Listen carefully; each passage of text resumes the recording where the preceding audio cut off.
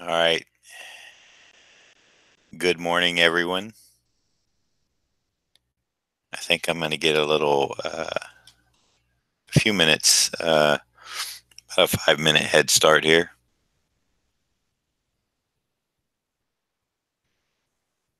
Happy February 15th, 2019, day after Valentine's. Hope yours went well.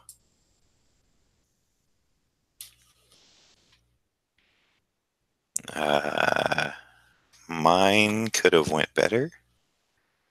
Good morning, John. How are you?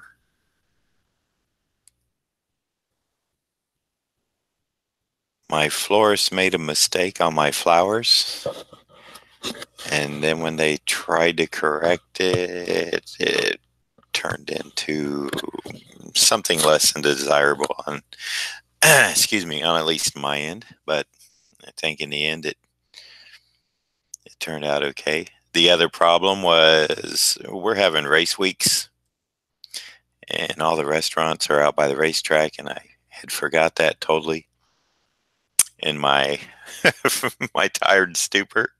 So we went out to where we were going to eat, and it was packed. So we had to head to the other side of town and find some place there. So,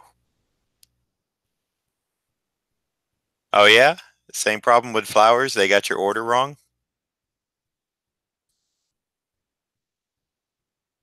Uh, this is like, I guess, Valentine's Day, Mother's Day, um, maybe Easter are like the biggest days for florists to make money. So it was not a, I had ordered a dozen pink roses, just regular, nice pink. And they sent me these hot pink ones, which are basically red that fade down to a lighter pink, and they're pretty. Okay, they are pretty, but they're not what I ordered. My wife likes just the pure pink, beautiful pale pink roses, and luckily I got them changed out, but it kind of killed some stuff when I'm complaining on the phone. So wow, so your order got canceled altogether, dude.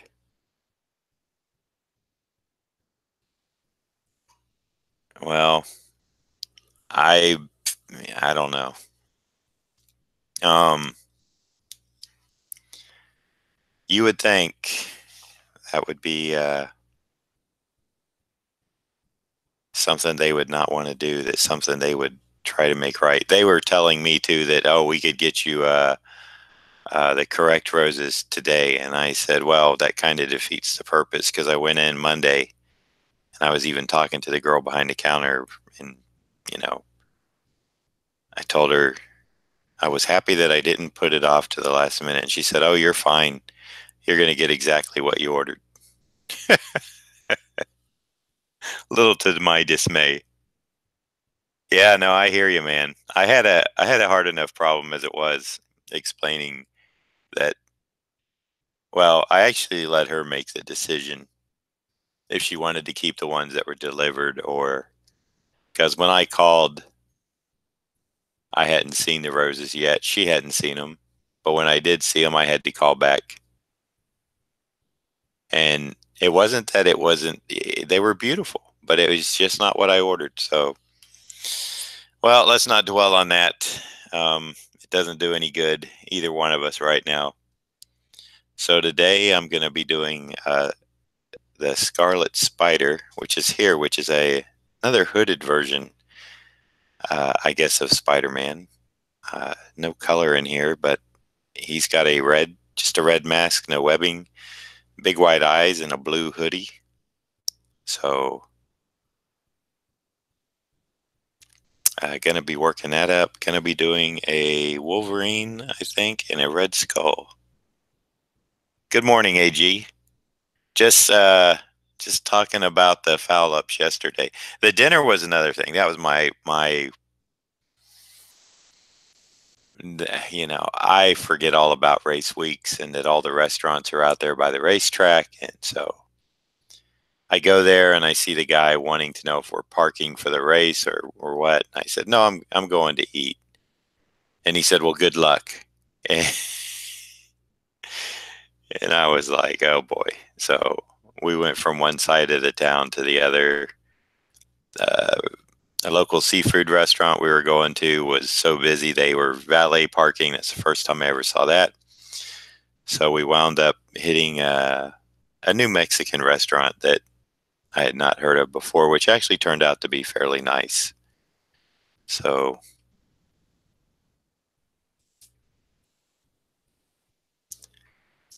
anyway, yeah, I think it was Monday before you still hear something in my voice, probably. I don't know what it is. We had another cold snap, so it could be that.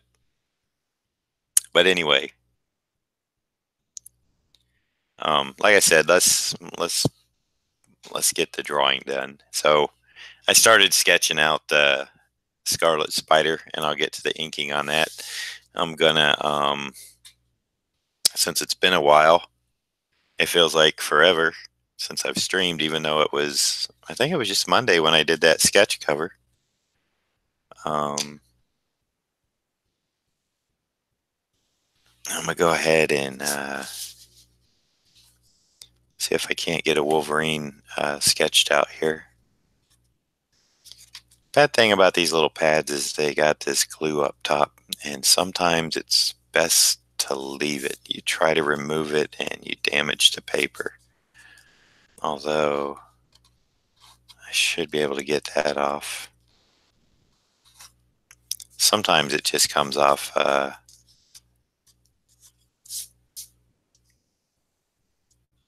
by itself. I always start the middle of a pad because you open it up, and when you pull out these boards, the middle, it just seems to come off. So let's see. I'm going to do a Scarlet Spider, a Red Skull, and a Wolverine. So quite a mix. And I'm going to try to stream again tonight at around 7.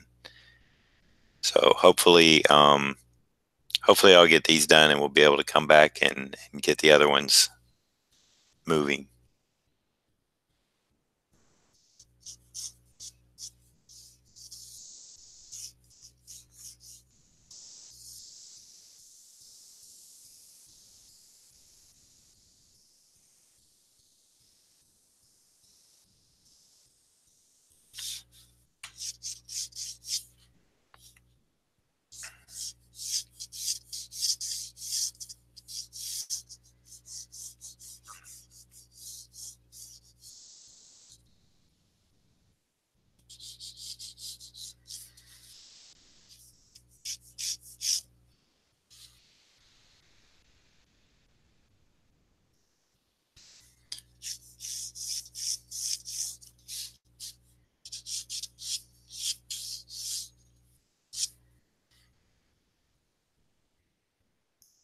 Hey, bullet heads. Yeah, feeling a little better. I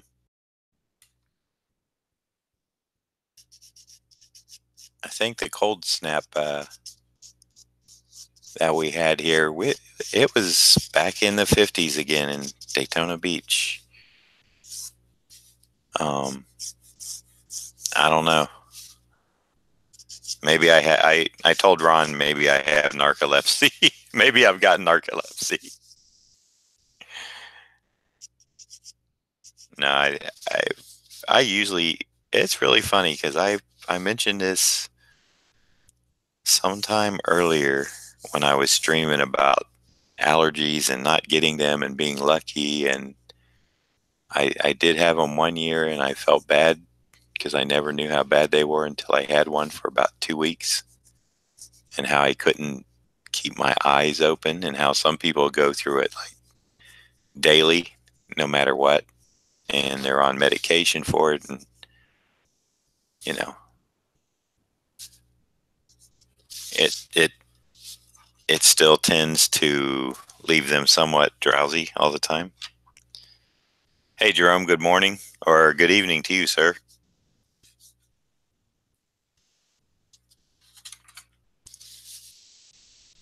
So yeah,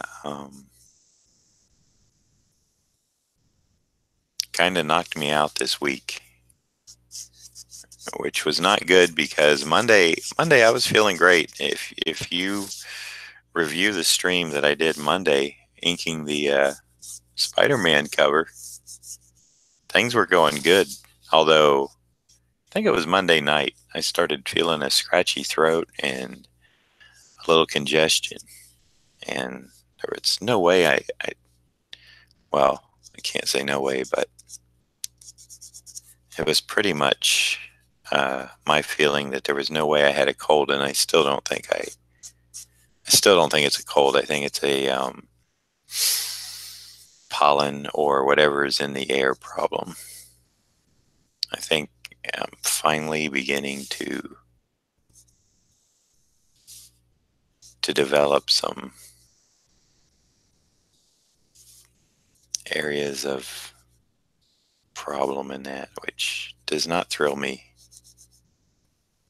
But what are you gonna do?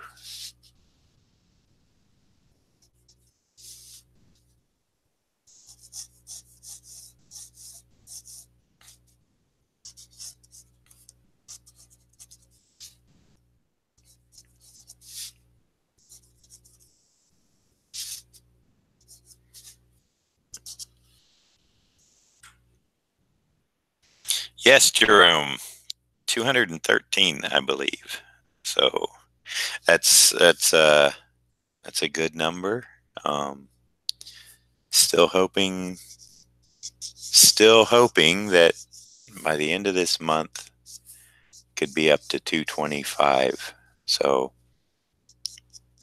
hopefully that's reasonable and doable. I guess we'll see. 12 away, a dozen away.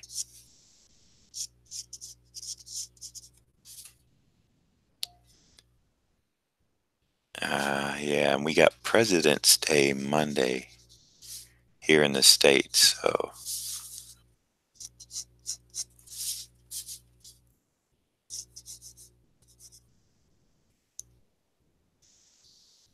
a day off of school for my son Jacob.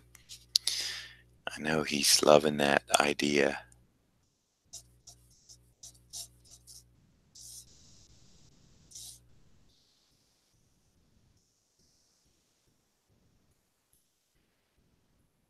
Well, not idea, but he's loving that he has that extra day off.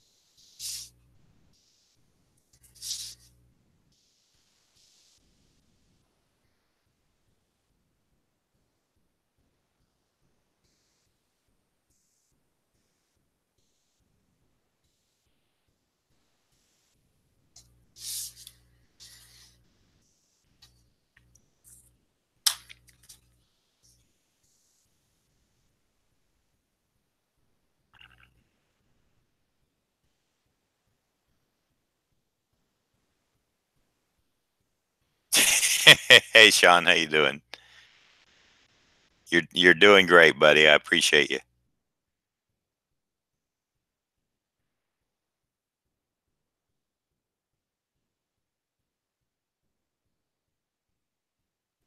Good.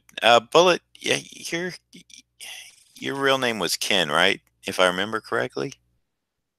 And Jerome, sorry to hear about your accident.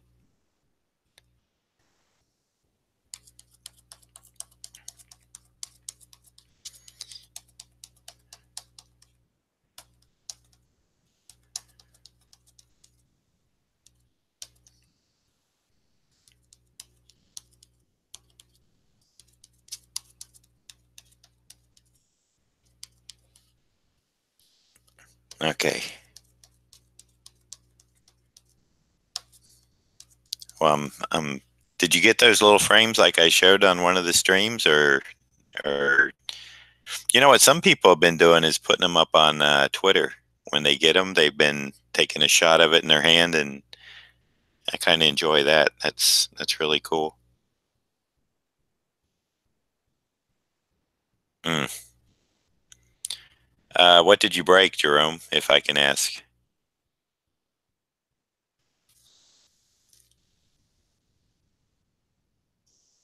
I mean, I guess I did, but you know, hopefully it's healing okay.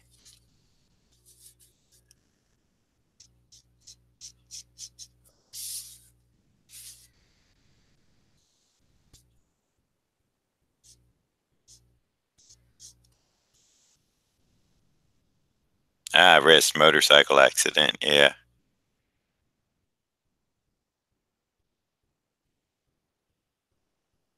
There you go, Jerome. I'm gonna try to make it back down.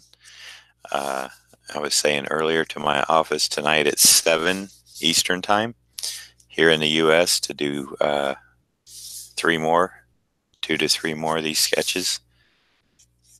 I'm gonna, since I kind of got sidetracked, I'm gonna try to finish them up today and through the weekend. Um,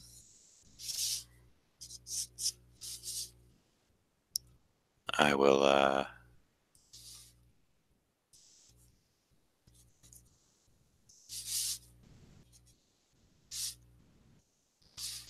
I will see what happens today. How comfortable I feel. See, it just seems like I haven't streamed forever. I really planned on doing a lot of streaming this week, and well, life happens, right? So, what you gonna do? But keep moving forward.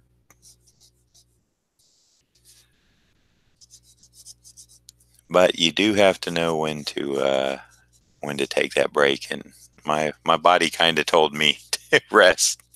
I could not believe the sleep I got that one night. I was out, and not that it was a bad thing, but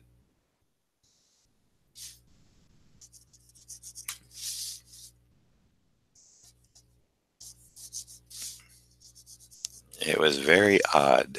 Let's just say that I didn't feel too sick. I felt a little sick, but it was more of a just a general being tired.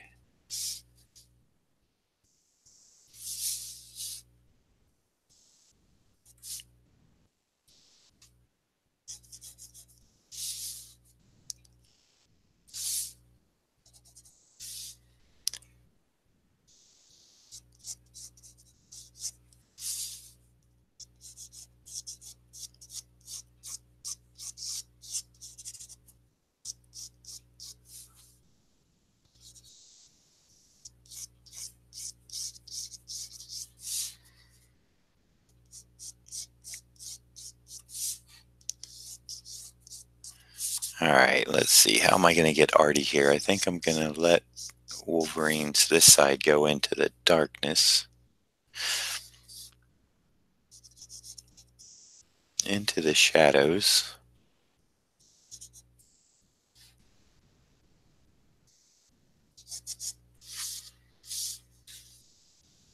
So that means we'll have a light source coming in from around here.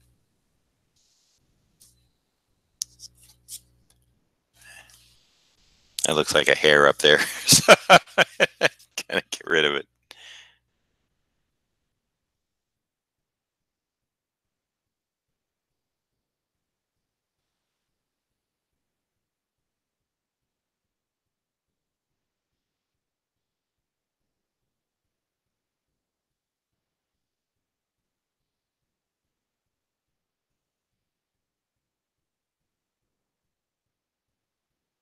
Um, yeah, I don't. I think it was uh, other stresses in life. to tell the truth. And if you missed the first few minutes of this stream about my Valentine's Day kind of fiasco,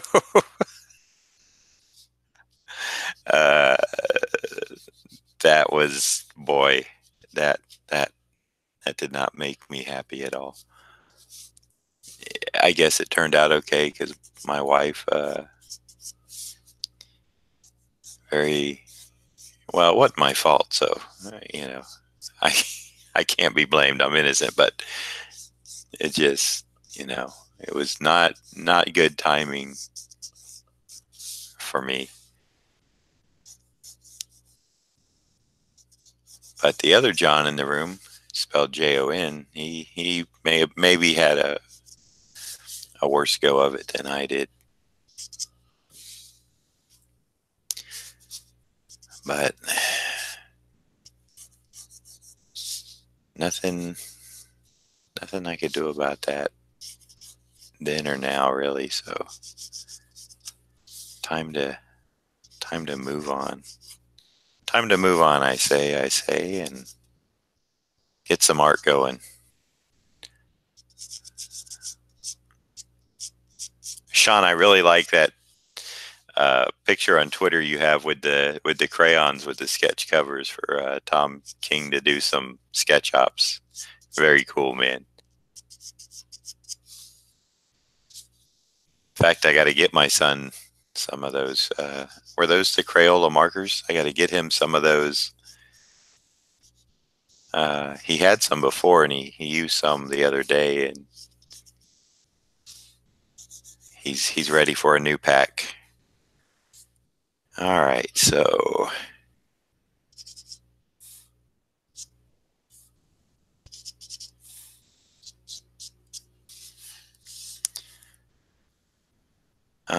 let's see.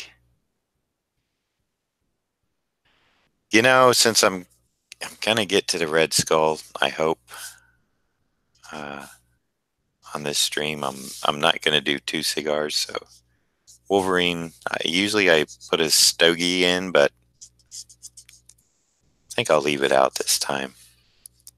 I think we'll go cigarless, unless somebody in the chat convinces me to throw one in there, which could be kind of easy to do.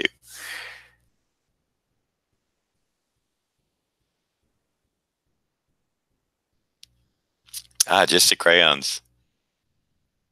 Oh, that's cool. I didn't know. You know what? That Mr. Miracle book is one that I've actually been wanting to pick up, and I just haven't. And I'm thinking I think there's a trade out of the first so many. I'm thinking I might do that on Comixology because I just picked up Mignola's Hellboy in Hell through Comixology, so I could have it on my iPad, and I haven't even read that yet. I've been too tired, but I love the few pages of watercolor that Mignola did in there. It's beautiful stuff. All right, so let's see. Oh, trade came out yesterday. Okay. So it should be on Comixology for purchase then, right? I hate that I can't purchase right from my iPad. I hate that I have to go to my laptop and make a purchase and then download it. Like, I think I had this discussion before. It's cost them those sales for me where I see something I like. I tried the unlimited. I tried their free trial on that, but they just didn't seem to offer enough on the unlimited. Everything it seemed like I went to read, it was like it wasn't available for reading. And I kind of hate the idea of borrowing something to read. I think I'd rather own it. And if I don't like it, then it's I don't know. Here nor there, I guess. Hi, Joe. Good morning. Hey, I want to hit you guys up. Please like the video on your way out or now. Daryl, how you doing? Hey, is this yours, Daryl? Is the Wolverine yours? Where's my book? You can probably tell me if it is or not. Hey, Mike.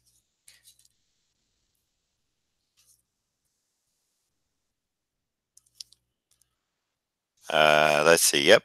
No, Daryl, you're a Red Skull. Oh, the Red Skull will probably definitely get the cigarette. I usually always give him a cigarette. It just seems appropriate. Okay, so Daryl, you're Red Skull. I'm gonna try to get to that. I'm at least gonna do these two, and then Red Skull will come in. Uh, let's see how it goes. Nope, no problem. Let's see. The Wolverine Sean is for. Well, didn't I just say his name? Um, dun, dun, dun, dun, dun, dun, dun. Oh, yeah, it's for another John. I see what you're saying. Your friend John. I thought you were just addressing me. Yeah.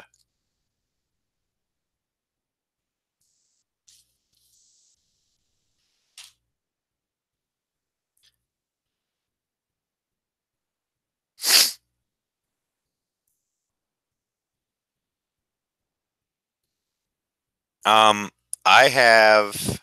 I took on 10 last weekend, and I was gonna get to those this week, and then I got some. I don't know what to call it. Some weird, sick feeling, tired. Uh, it's not really a cold, but you might be able to hear it in my sinus and just drowsiness. I'm kind of over it now, although let's knock wood because I don't think 100% I'm over it.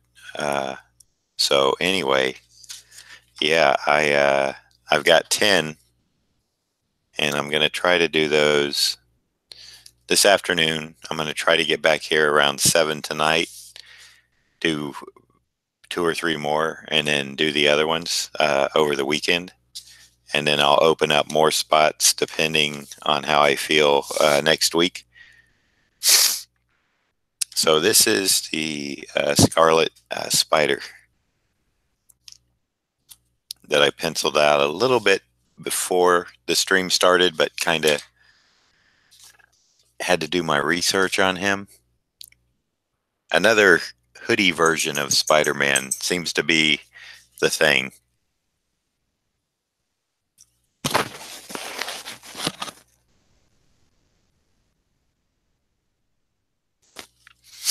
Ah, good deal, Mike. I appreciate it.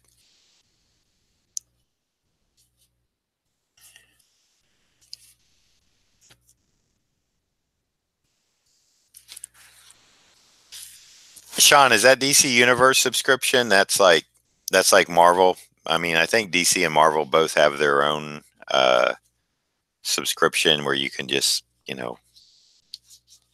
I don't read that much, so I'd rather just go to Comixology and pick up the Mr. Miracle trade uh,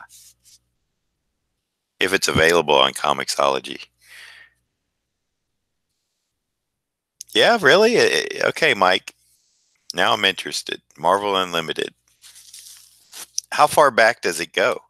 And how much do you pay a month, and do they block anything like Comixology does?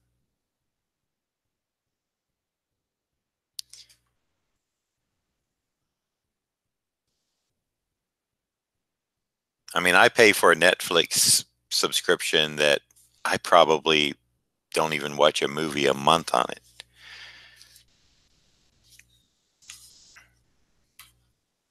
I need to watch Punisher season 3.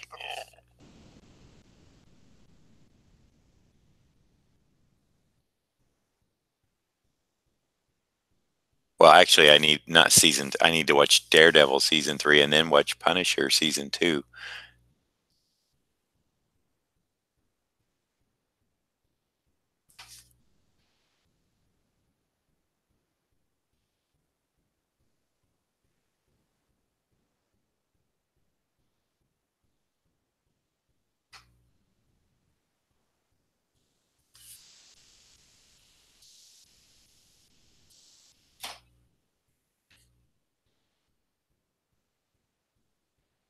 Okay, thanks, Sean.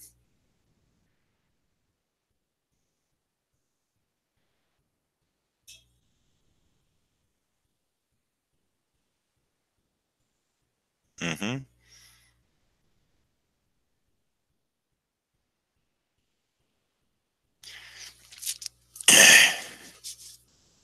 Well, Mike, it was Mike Zeck who told me that he thought this is his opinion. He thought Daredevil season 3 was the best, maybe of the Marvel stuff that Netflix has done. Period. And he didn't care for Punisher season 2 after. I think he was okay with it up to like episode 3, and then the last episode.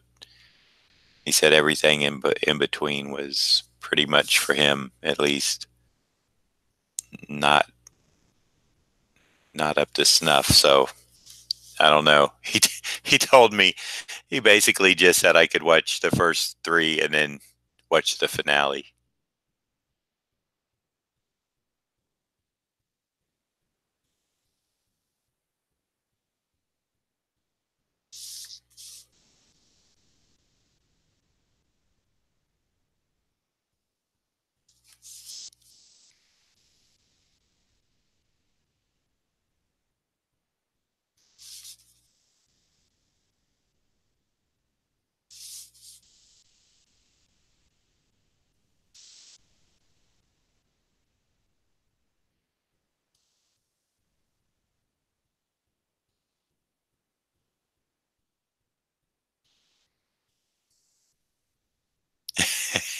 You okay, Mike?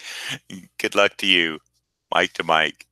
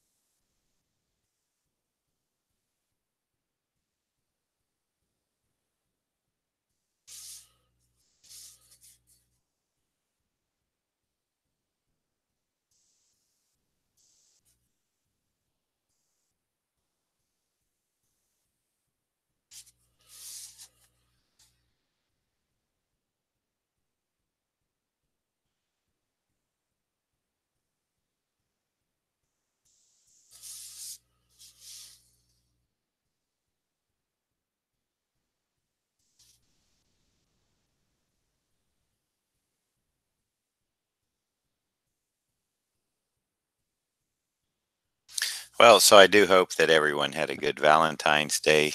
If you had plans, I know some people don't, but just in case, hope it all went well for you and your loved one or loved ones.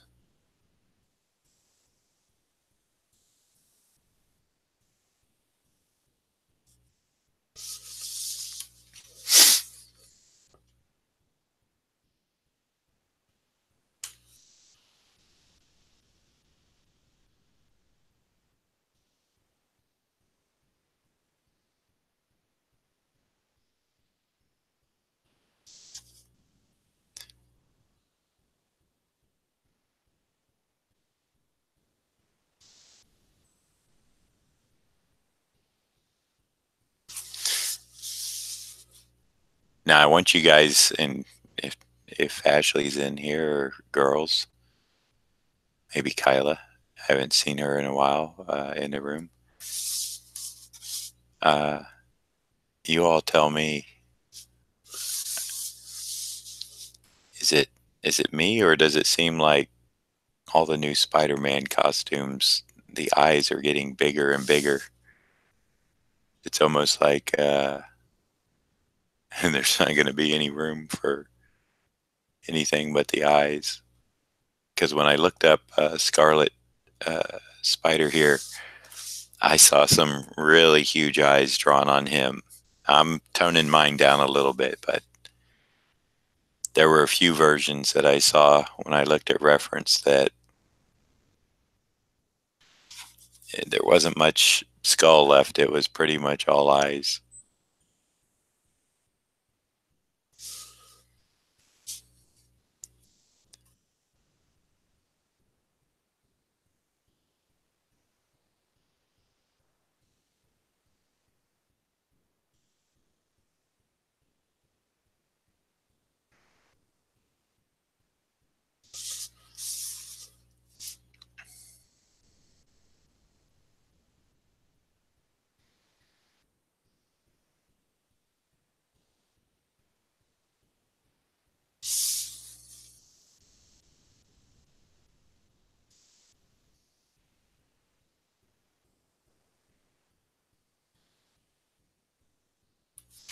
If I can get back at 7 tonight, I hope that I can have Ron get in here and help me with the chat. I always appreciate having a sidekick in here that can um, kind of keep me abreast of what's going on in the chat.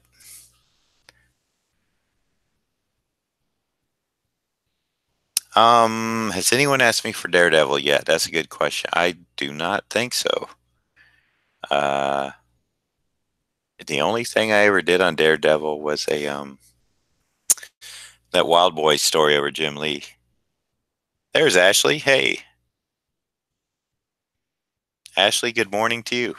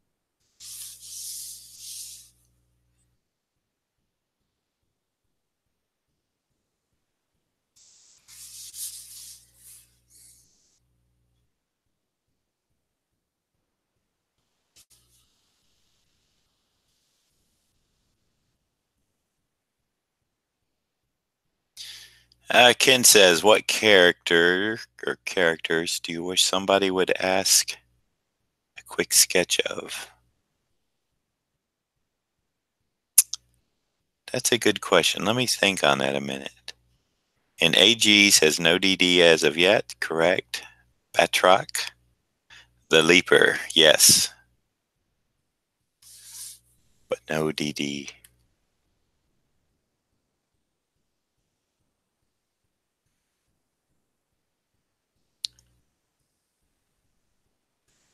Which character? Boy, that's a good question. A real good question.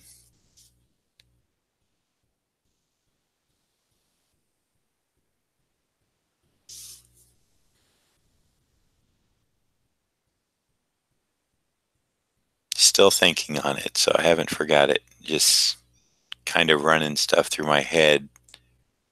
Actually, I like the choice of Bullseye. I got that. That was a good choice. I like that one. Uh, let's see.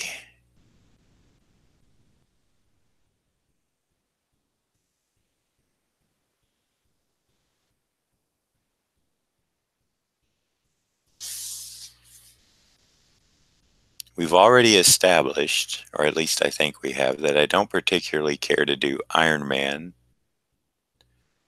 Uh, mm, boy, there's so many characters.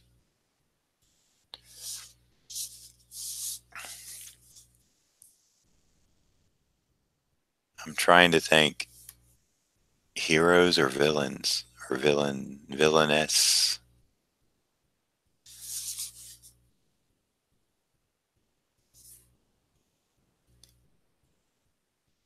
Mm,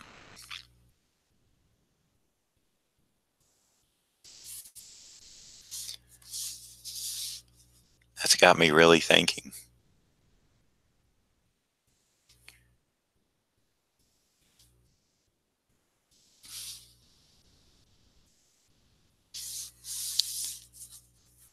Got me pondering quite a bit. Let's see. Let me make an answer.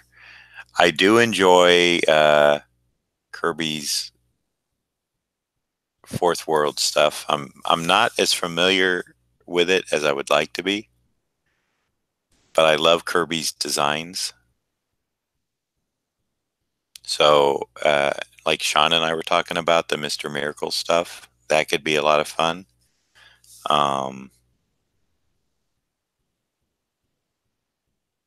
what else? Let me see what the chat has. Maybe they're helping me out here. Yes, I have mentioned Iron Man.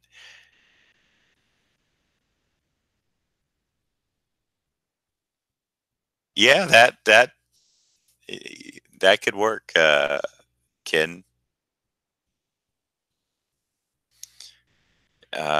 I'm trying to think. I mean, I kind of like getting a surprise request. Like I said, Bullseye was one I probably wouldn't have thought of him, but when he came in, I was like, I like that. And I think the reason being is because like I said, I don't think I would have thought of him to just do.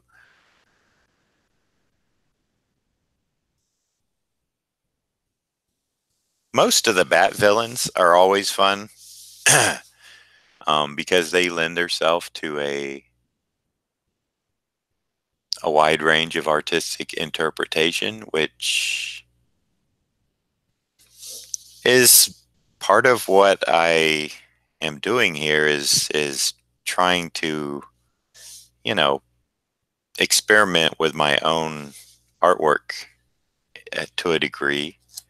Um, in that I can take a character and play around with it. because it's not like it's a $1,000 drawing or something. It's a quick sketch, and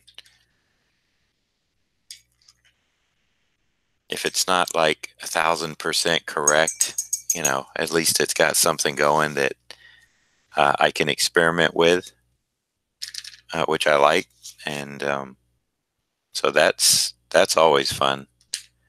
That's always a fun thing to do.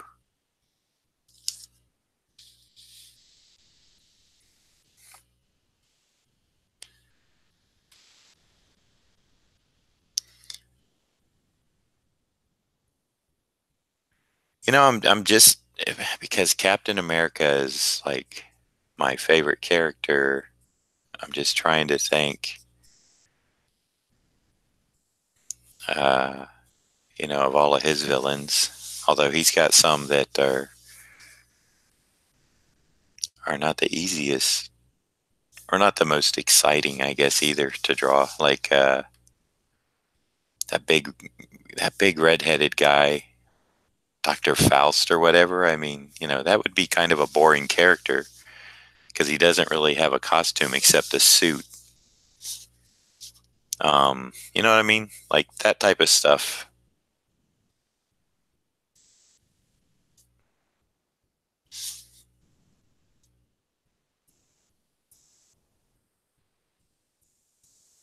I don't really, I don't see an interest in that, but I don't see people asking for it either. But I'm sure there's somebody out there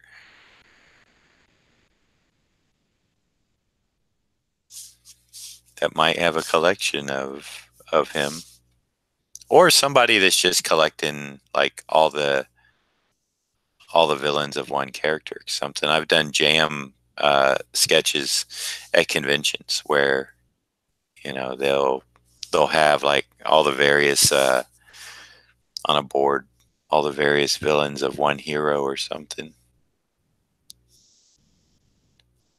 And those are kind of fun because you do. Let's see, I did the Spider-Man villain Tarantula on one of those, and luckily I was familiar enough with him. Uh, I still had to get reference, but I did know who he was. He's almost like a Batroc the Leaper character for Spider-Man. I guess that's kind of the way I would put him.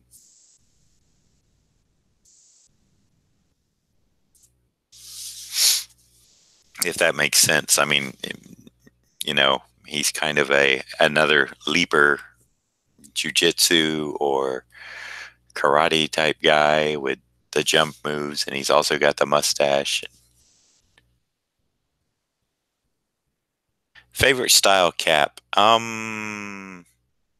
Well, of course, what Zach and I did. I love Steranko's cap. Even though he only did 3 issues, he made such an impression with everything he did. I mean, I think I think Steranko only had like 30 some odd uh, books published, and in those 30 pieces of work, the impact that he made on comics was so strong that it's still felt today. So Jim Steranko is, one of those people that, with such a small body of work, impacted so many people in comics. I'm not sure if the current field of comic artists have that same feeling towards Steranko or not, but my generation, at least, there's that love of Steranko that not a lot of people will achieve or can achieve.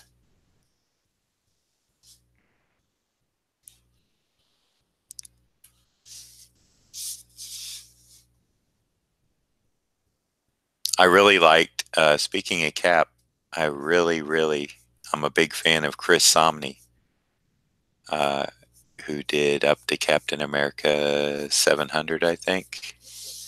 Just, it may have been last year when they revamped Cap.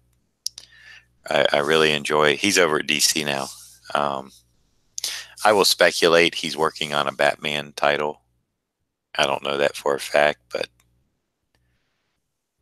it seemed like whenever he would do his own personal work, like a warm-up sketch or something, it was always in the Bat family. So that's why I'm speculating that, DC offered him more money than Marvel and a chance to work on some Batman project.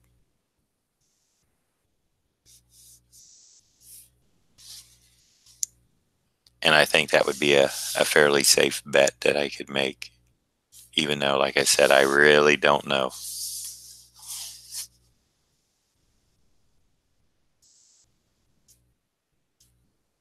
I'm surprised they haven't announced. It seems like it's been, well, it's not been a year, but it's been a while since he's moved over to DC.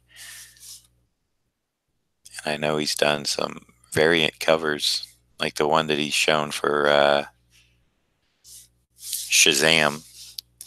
So I know he's definitely doing stuff. It's just I think they're definitely getting something put together before it's released.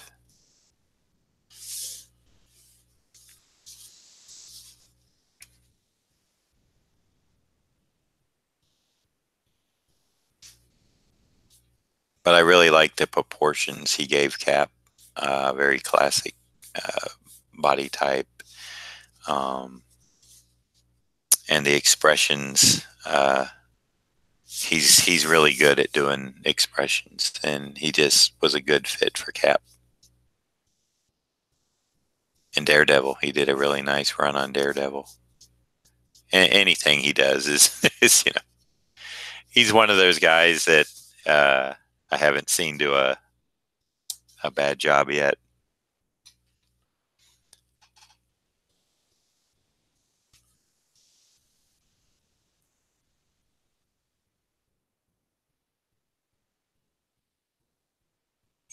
Yes, I do. Tesca's I would have loved to have inked some George Tesca. Yes, Sean Steranko is a gas, isn't he? I'll tell you what. Here, uh, whenever I'm at a show with Steranko or wherever I'm, if I'm over talking to him or something, I have the background music, like the main theme from the movie Austin Powers,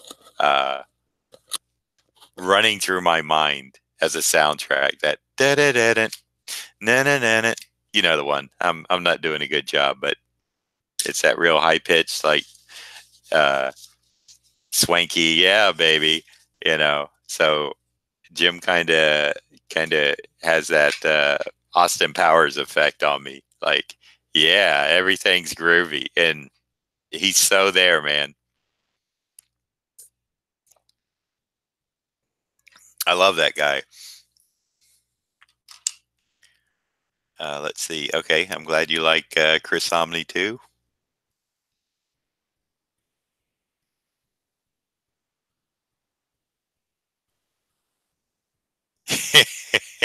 Hey, superstars like Steranko, nope, they keep he's got like the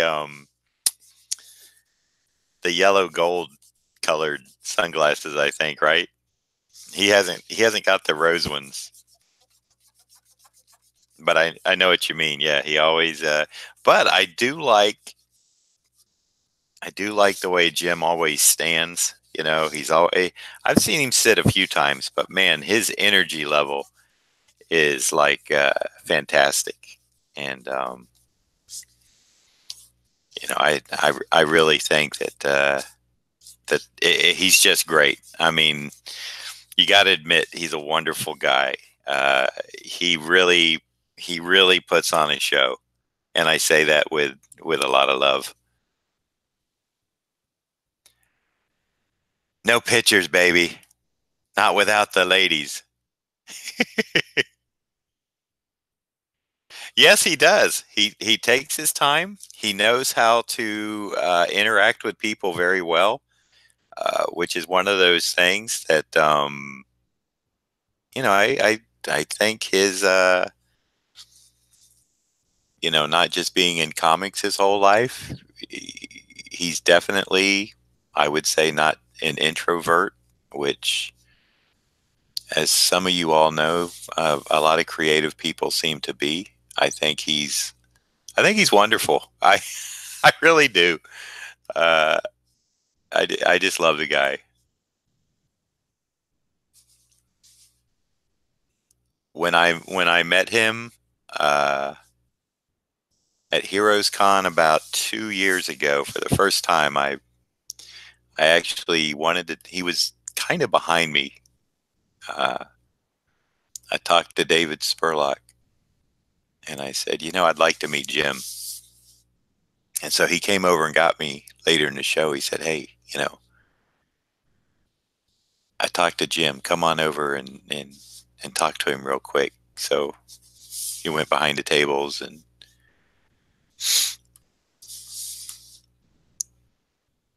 talked to him for a while. And he was so, so nice, and met him that one quick time. And, this was one of those things where I don't expect it. But at the next show, I saw him at his table, and I went by and I waved, hi, Jim. And he remembered my name and called me over and had a quick chat with me. And just a good experience. So, it just impressed me that he has that knack that some people have.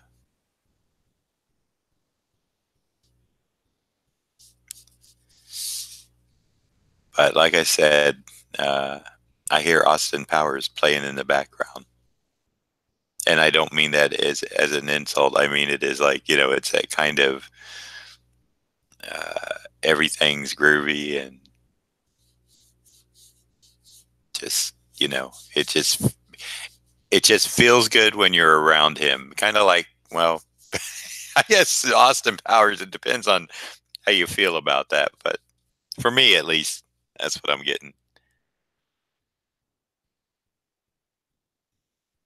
Yeah, yeah, yeah. Sean, he does. He's kind of got like I don't know, but it works. I like that little waist jacket he has. That brownish color one. That's nice. I couldn't get away with wearing it, but he can.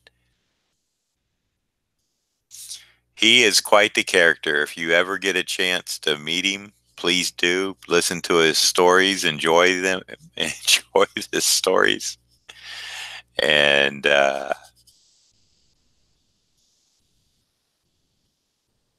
he's definitely a larger than life character.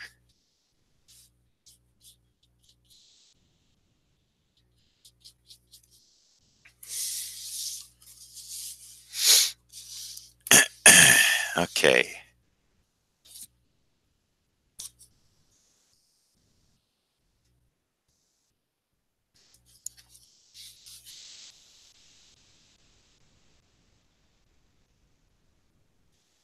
So let me see.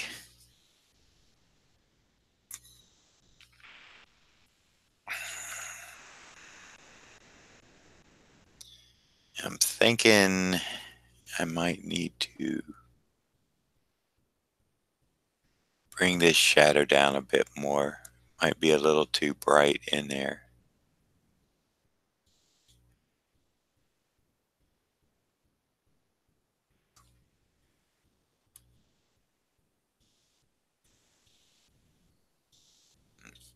Mm-hmm. Did it. Ron, if you're out there and can't get away, just want to say hello. Hope you're doing well. Uh,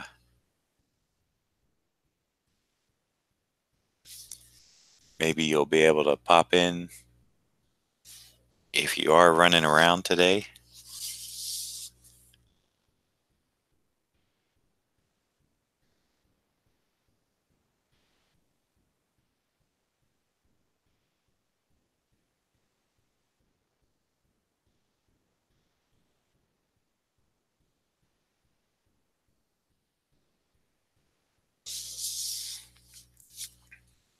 All right, so there is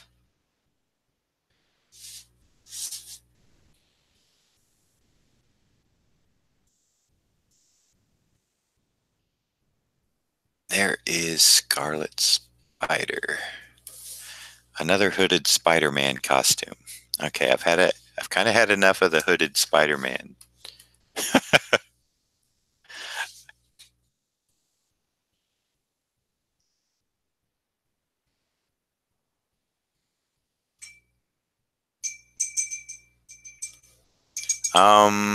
Let's see, a Batman.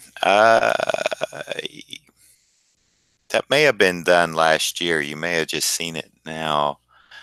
Um, let's see.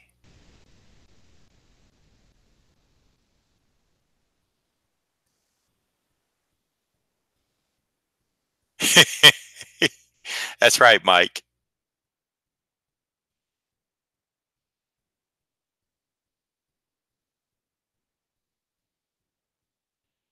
Yeah, that's Steranko you're talking about, Sean. He's got that his little high-end art.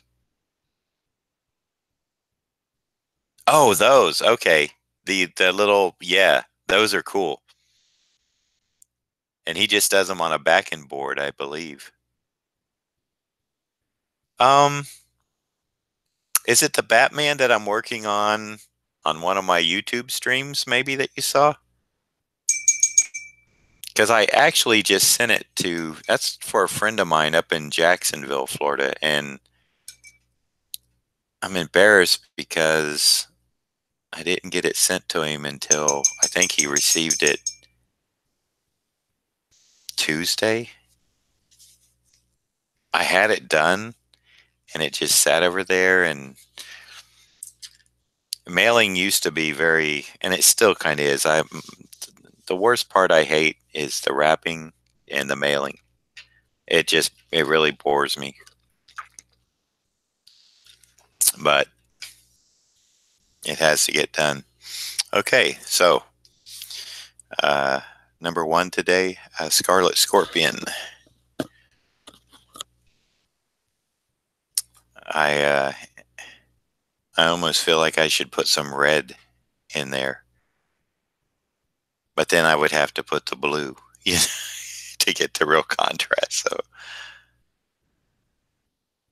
but hey, I like the dry brush work. I'm having a good time with it. I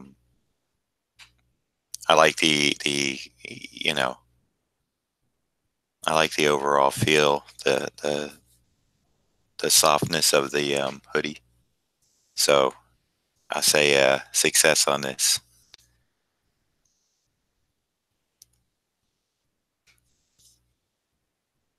Oh, was it on Facebook, Joe? Because yeah, that's his real name is James. He has Jeremiah. Um, Jeremiah, is it the name of that character that's not a non-character based on a movie?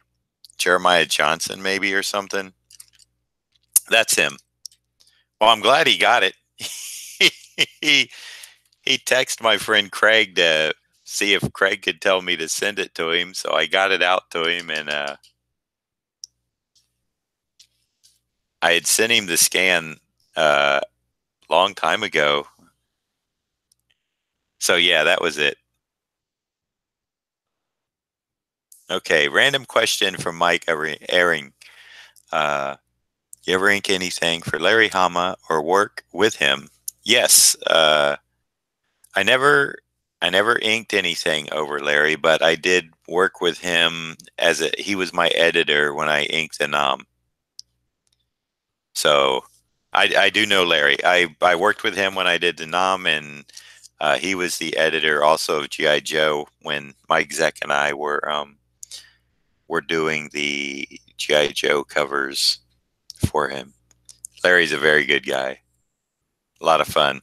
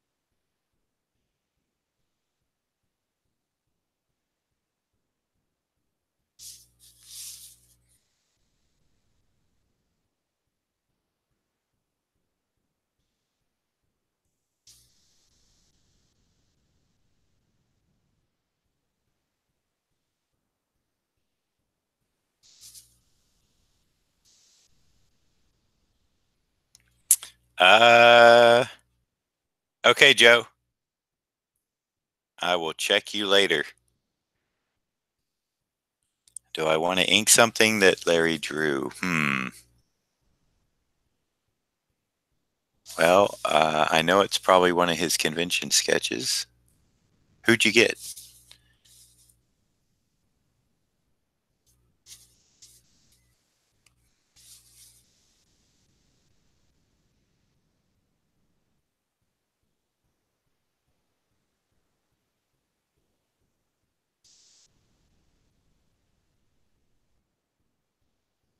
I know there's certain characters he doesn't do anymore. I think he retired them or something, or he just doesn't do them.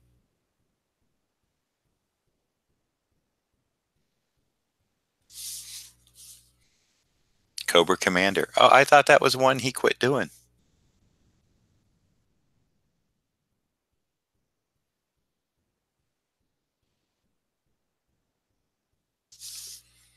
Let me tell you what, Mike. Send me. You should still have my email. If not, it's easy. It's just johnbeattyart.com. Send me a photo or a scan of it, whatever you have, um, and let me know because I'm not sure what kind of paper Larry draws on. It might just be sketch paper or bond paper, which I couldn't ink on that except with maybe markers. Um, but if you want a blue line, then I could put it on some better better paper. And I'm not sure when I would be able to get to it because like I said, this week, uh, this week kind of crunched my schedule more than I wanted it to, or not wanted it to, but needed it to.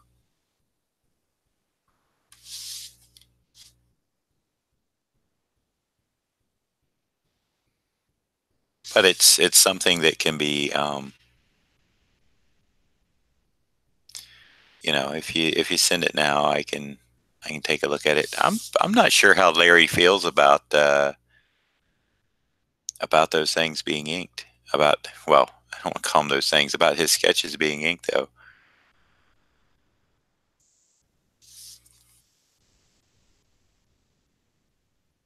Don't want to get Larry mad at me.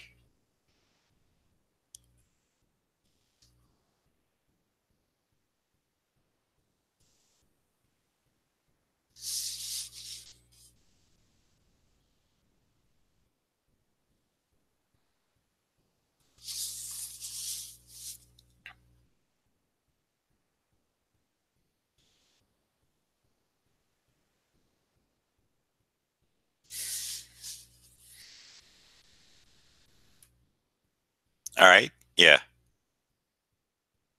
Oh, it's a blank comic cover. Okay.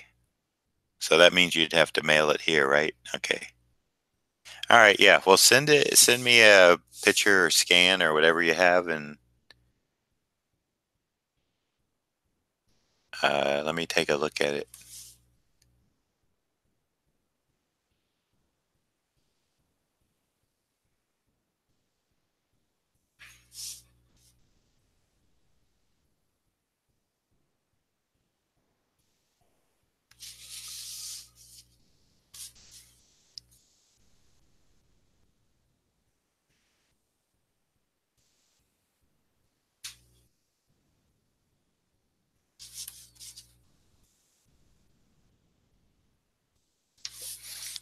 And while I'm working on this, I want to say thanks for coming out to the stream.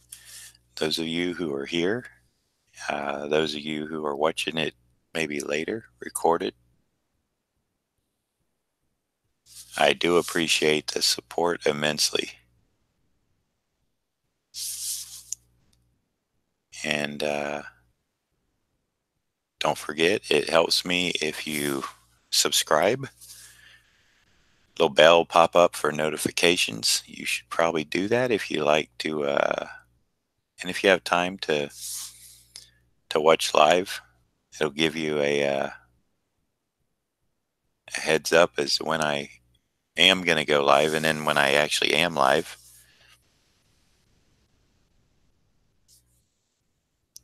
And don't forget to like, thumbs up if you like what's going on. And leave a comment below if you have any questions. I had a good question, I think it was last week. Somebody asked about the tools I used, and that is one of the videos that I plan on doing um, eventually. That'll be something that I do not live, but I'll do here in my office, and then edit it, and it'll go over the tools that I use for inking and what I think about them.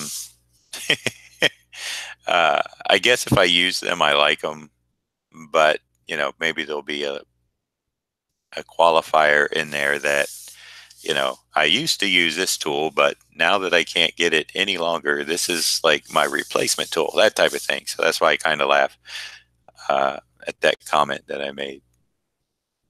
Because with ink, I use different kinds of ink. Right now, I am using Pelican drawing ink. I think they call it A now. It used to be Pelican Yellow Label. And I do use some other inks too, though. So it just really depends on what I pick up, I think, more than anything. I've got about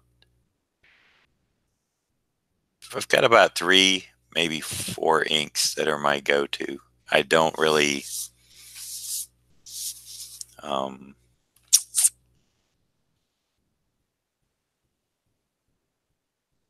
well, I guess uh, if I was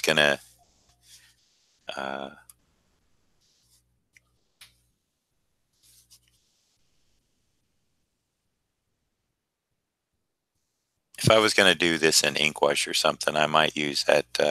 What was it, Dr. Martin's with the matte finish? Yeah, and that tends to work good. So there's a few times I pick a certain ink for a certain reason, but a lot of times it's just whatever is nearby. But all the ink is waterproof, so at any time, if I do decide to put some watercolor or ink wash on it, the black ink's not going to move.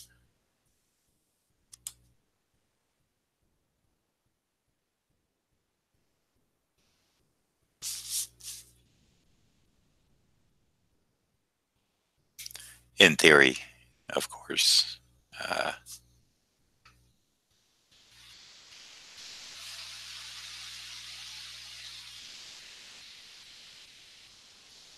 That's what it says on the bottle, at least, is waterproof. So far, I haven't had any smear, smudge, bleed on me with ink wash. Now, with Copic markers, those things they will bleed on anything or into anything, even their own black Copic markers. Very odd. Um, I have not done a max, Sean. I have not. And the ink seems to dry almost instantly. Yeah, except for when I put it on really heavy. I have to watch out for little areas that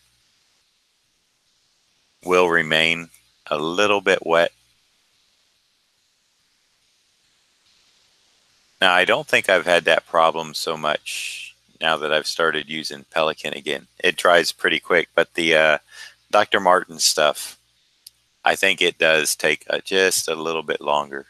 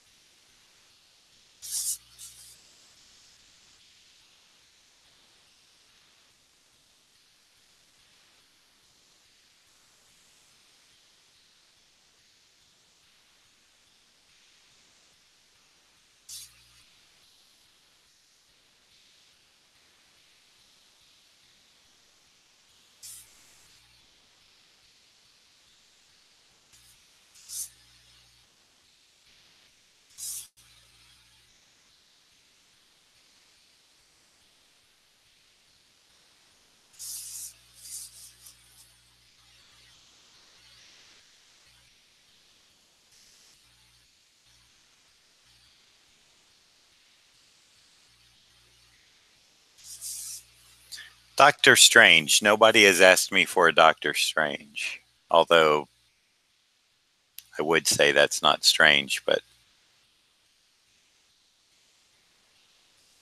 that would get me in trouble with the pun police. I will say odd, maybe. Um, Not that I'm known for Doctor Strange, so I kind of get the.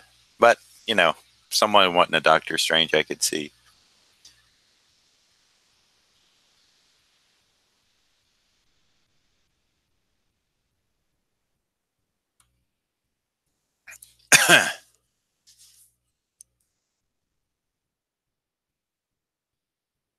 And I have no idea. I think it was some comment I made that made me think of Doctor Strange.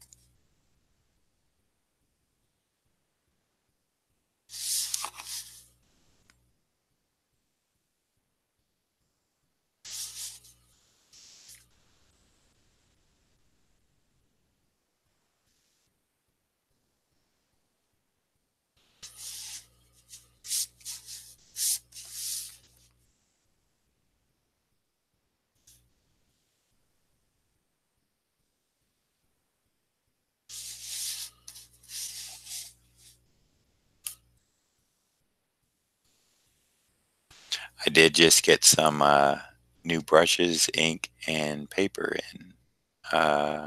When was that?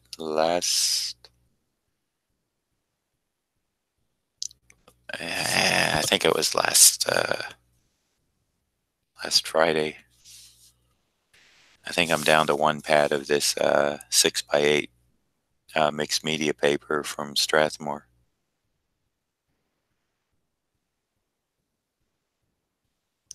So it was time to re-up.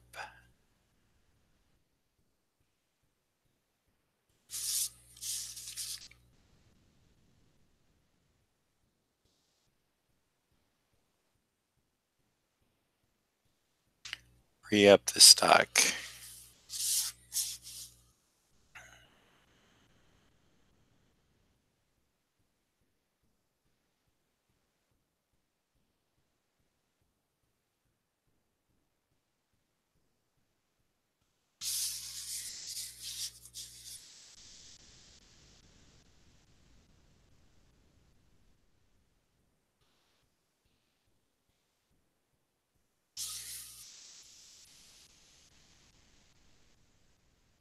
Blue Mask Doctor Strange. The Blue Mask Doctor Strange. Now, is that something I'm not up to speed on? It could be. I I just know Doctor Strange with the face with the mustache and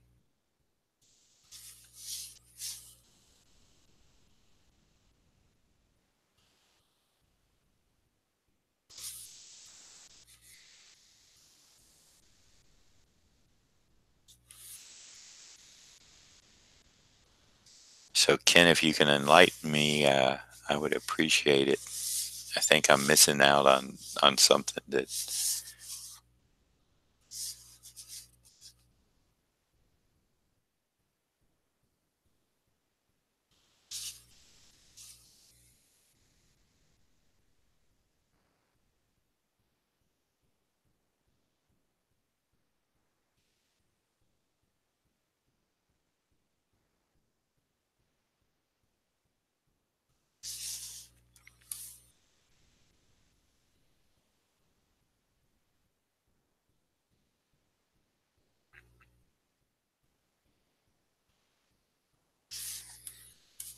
So Sean, are you? If you're still there, uh, is that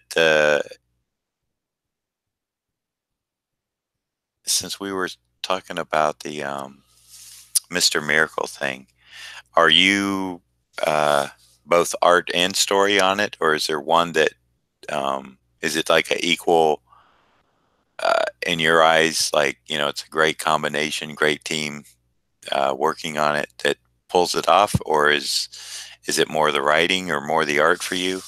Kind of interested because I do like Mitch's work, and I've never read anything by Tom King, so I'm not familiar with what he with his writing at all.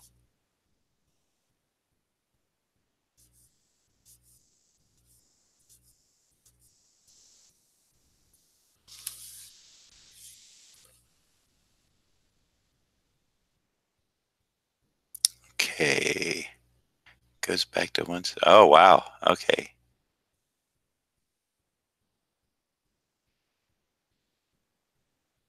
that's interesting. Okay, both. That's what I wanted to hear, Sean. I love the combination of good art and story. Makes for a real good read.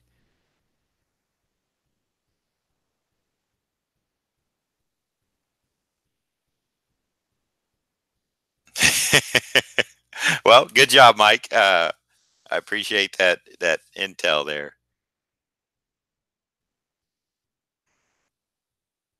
And Sean, I'm definitely going to have to check that out. That Mr. Miracle trade. I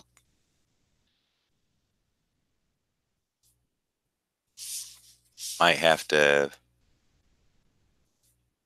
put that on my purchases today because I don't have a comic shop where I can just go get a book.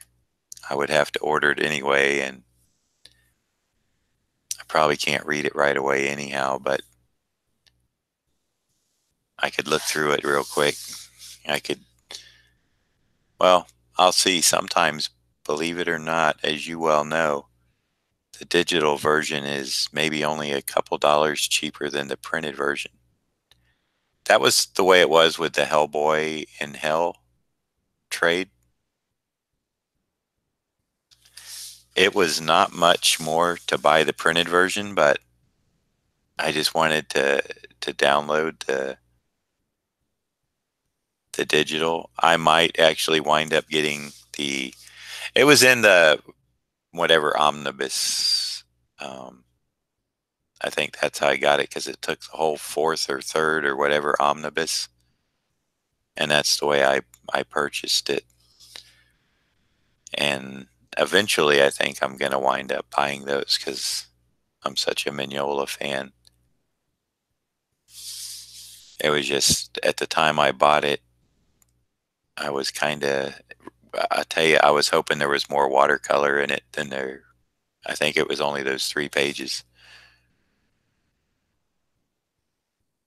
I love his watercolors.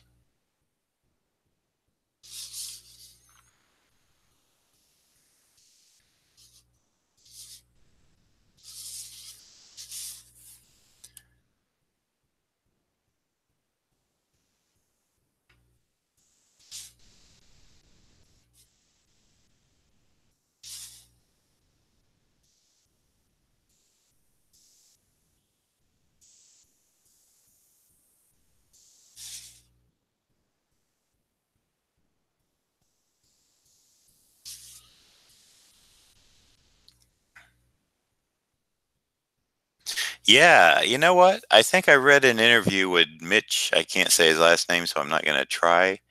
And I think I remember him talking about, doing it all digital and the 9 panel grids. Um, so I'm looking forward to giving it a look. And yes, very Kirby Fateful. I'm on board with that. Captain Croutons.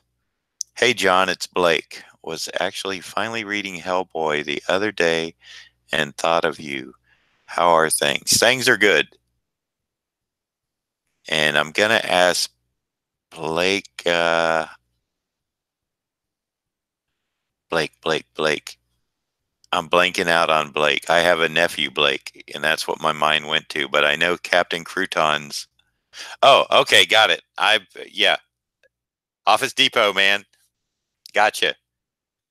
I knew the name from somewhere. It's just Blake hit me, and I thought of my nephew. What's up, bro?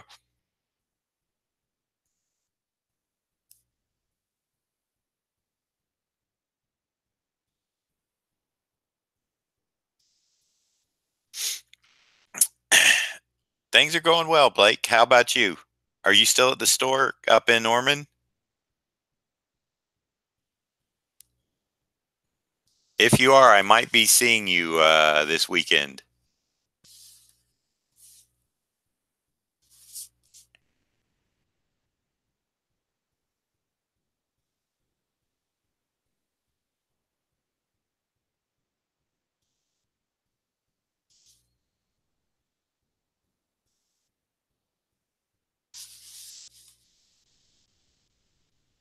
Ah, okay.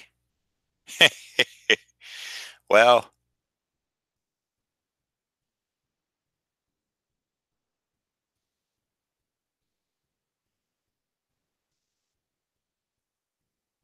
there you and Dakota go. My guys in the store. Both of you are gone now.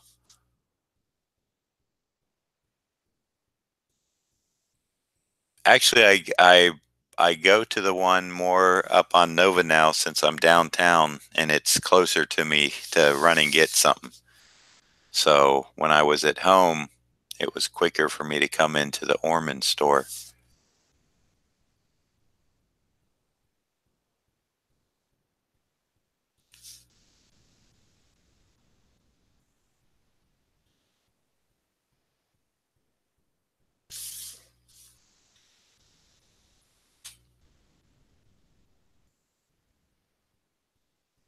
But it's good to Good to hear from you, man. It's been a while.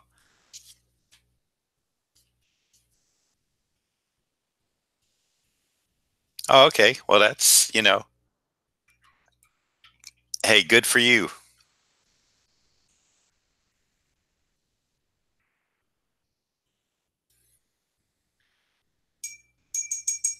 I know you have, what is it? You have three kids now? Yeah, I do keep up with Dakota's binding. Yep. Uh, I haven't been on Instagram in a while. I mean, like probably 2 weeks, and I'm afraid to open the app up because of that reason. Um, because I don't know. I, I I don't think they can hold everything. I think if you don't watch, if you don't open it in a while, I think they kind of move you along.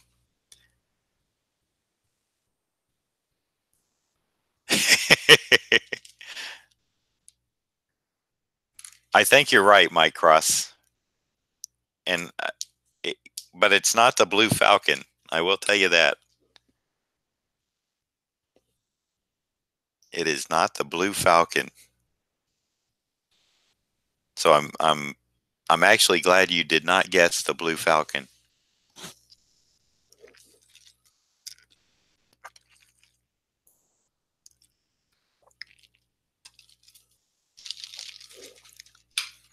Although that could have been your second guess, right? That's what I'm thinking.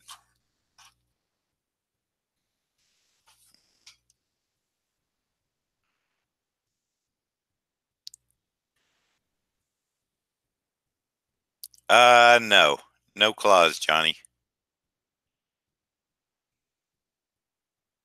Um, I don't, I don't, I don't make enough money on these to start adding in. I mean, it's a valid question. I get it, but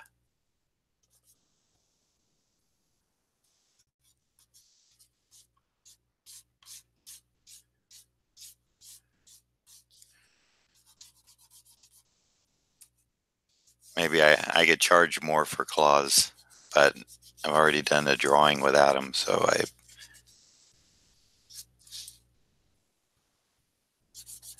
I gotta add those lines up. But I'm gonna do that with my little dry brush deal.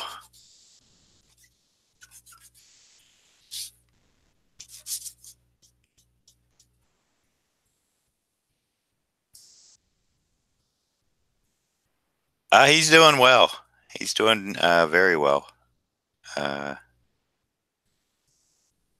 he's uh, he's in kindergarten, but he's advanced, so he goes to some SIPS class, which he says he doesn't like. It's actually like a first grade class there, uh,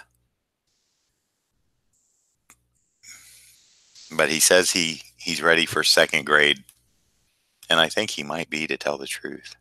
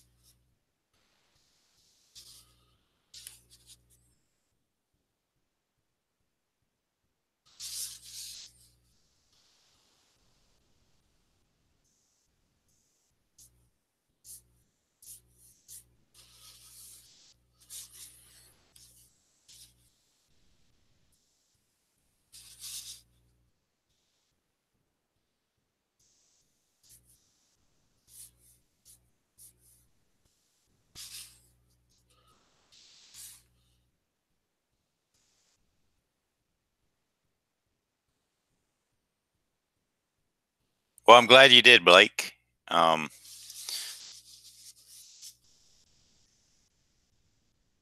I had, let's see, about a month ago, I was up at the store there in Ormond, and I always I didn't ask, but I did kind of just look around to see if you might be in the back or something and didn't see you. And I figured it could have been your off day or something like that. But anyway, I'm glad you're doing well.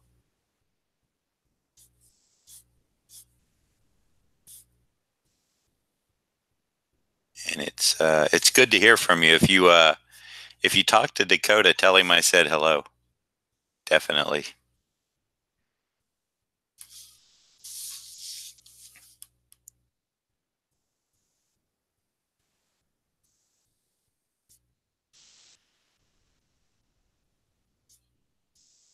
I haven't seen him. It's been a while. I don't even know. He's not even in Florida anymore, is he, Blake?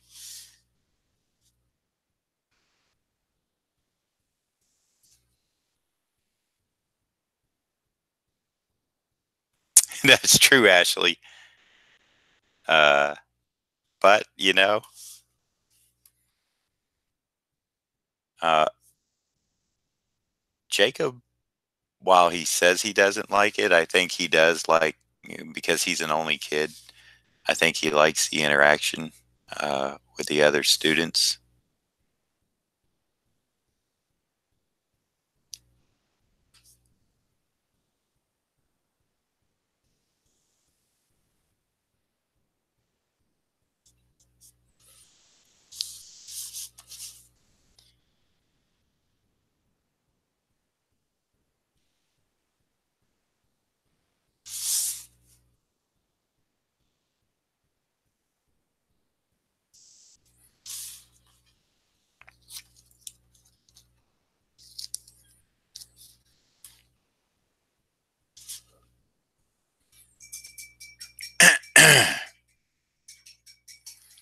Johnny Comics, if you're still out there, I hope you didn't feel that my answer was too flip.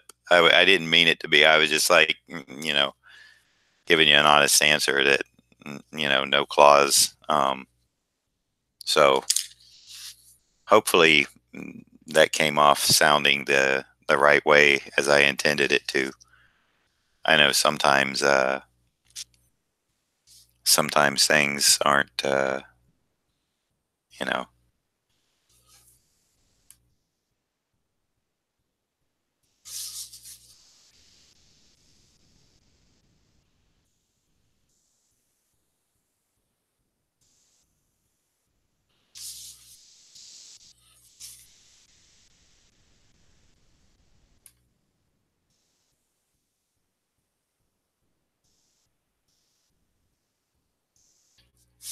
and I believe this is the first time I've seen you in the chat, Johnny. So welcome to you.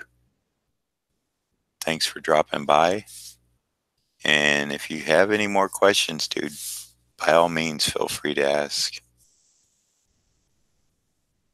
Got a good group of people here, and um, we all kind of hang out and chat. So welcome, welcome to the family, so to speak, the loose family of. Uh, I don't want to name it after me, but just the loose family we have here of comic fans, I guess.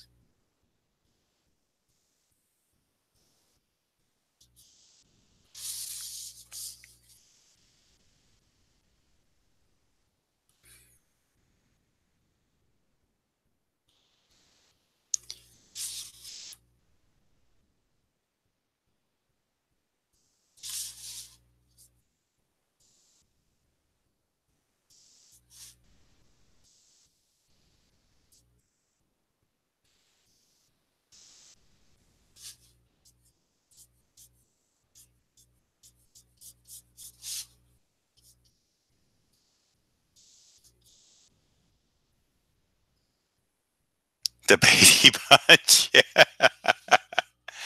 Hey, I kind of like that.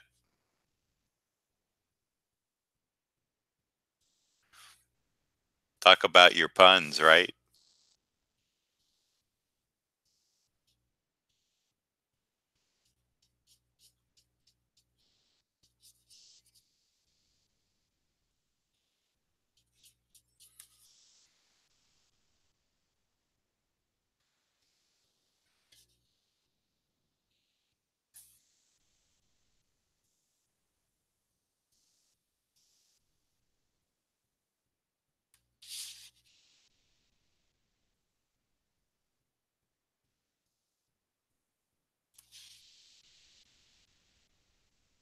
So really, just quickly for those of you who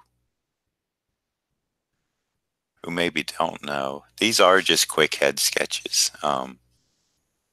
That's the reason, I'm trying not to. I try to spend maybe an hour on them.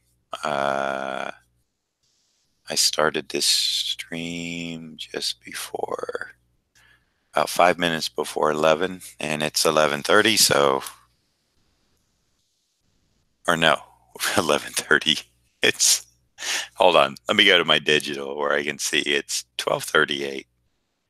But the Scarlet Spider was a fairly uh, easy one to do. I will show him for those of you who maybe didn't see it in just a minute after I fill in these plaques on Wolverine. But no, the object is just a quick head sketch at an affordable price. That I can do just as a warm up, and it gets people able to get a piece of art, and hopefully they like it. Um, I I still know that I think I'm charging $40 for these right now, and that includes priority shipping and the $50. The whole basically it cost me in postage around $8 to ship without my packaging time, my package that I buy, the little uh, rigid envelope that I put them in, um, and all that stuff. So um, to me, it's a bargain, and I will see how long. Sometime in the future, I'll have to bump the price again. I don't want to bump people out of contention for them, but I also need to be aware of my time and my family. So really, it's a fun. It's meant to be a fun thing, and I think that so far, uh, it has been. I've enjoyed it. I think most of the people that come back have enjoyed it and have, liked the sketches I've done for them. So if I get too much more detailed, then I really, I'm gonna be. I forget the saying, something about giving away the cow with the farm with the cow. One of those sayings, one of those ones I can't remember. But anyway, so all right, so here's Wolverine. Let's tape him up here. Let him dry.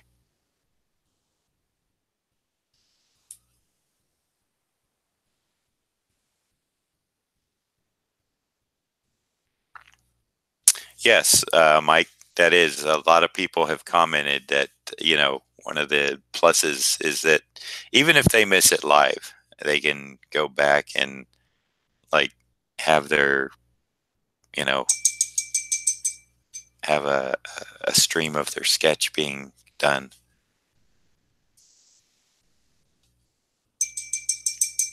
As you can see, that ink is drying fairly quick. I don't know if you saw that or not, but I can show you because like right here is a little bit wet, a little bit in here, but all this in here is drying pretty fast.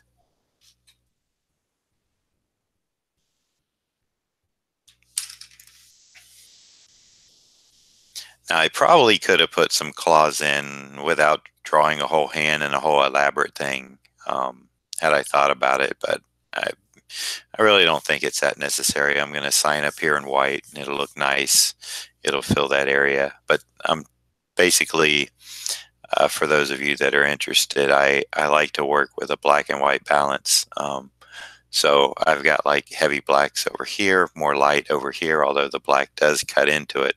So I kind of have a diagonal going down black and white plus a vertical.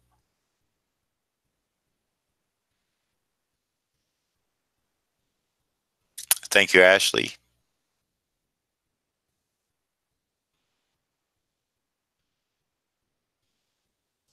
Well, I appreciate that, Mike. Wolverine's always fun. Uh, it's always interesting to try to come up with um, a different what's the word I'm looking for? A different idea for the same character over and over without repeating. That is very hard to do, um, especially on the spur of the moment when you're trying to work kind of fast,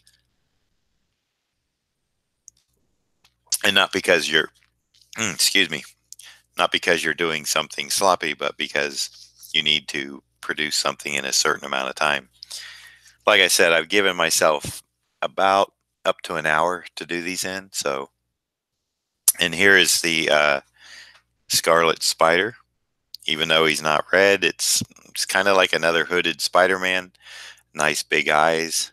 Um, his mask on the inside would be red. His eyes are white, and he wears a blue hoodie. So I was not familiar with him either. I had to when I got the request, I had to Google him. So I'm learning a lot of characters that I never kept up with as I do these myself.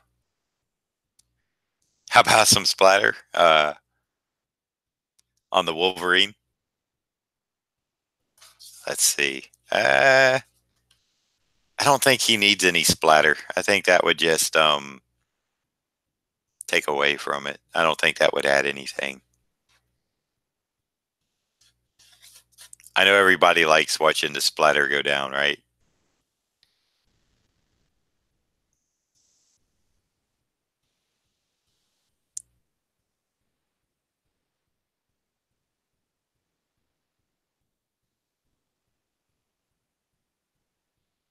Yeah, Ken, that's the fun part too is for me when I sketch these out, I start trying to figure in my head the finish. Um, okay, AG, if I missed you, I'm sorry. I'll have to get some sushi with the nephews. It must have warmed up. So, okay, there's those two, and uh, now we have a red skull to do.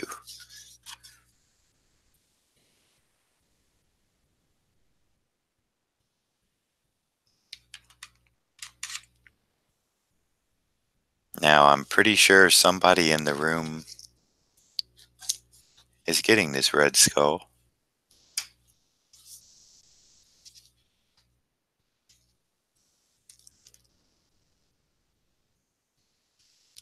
Let's see. Daryl. I don't know if Daryl is still in the room or not.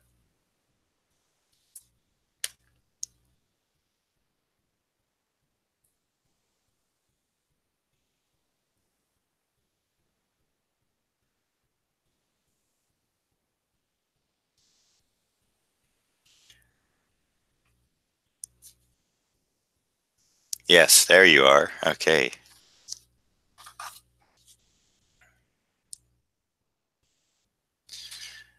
All right. So, Red Skull, Red Skull.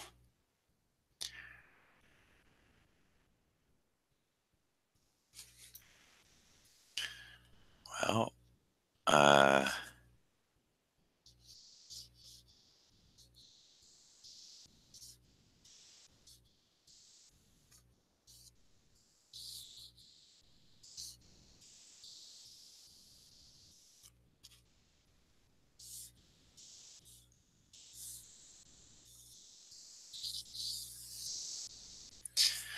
the Red Skull is interesting on a lot of levels because it is basically a skull, but then he's got features that are not skull-like in a sense. It's almost like sort of a mask, but not quite. And it's kind of like sort of a skull, but not quite. So there's kind of a, you know, uh, kind of a what's the word I'm looking for? Where's Jared or Ron when I need him? There's kind of a mix going on of Red Skull, like you know, how far do you take him into a skull versus how far um, uh, do you take him? Yeah.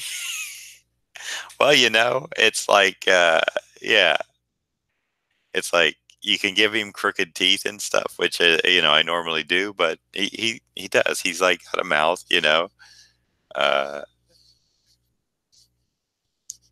that's where I'm gonna have this little. Yeah, I'll stick it out a little bit further. This little.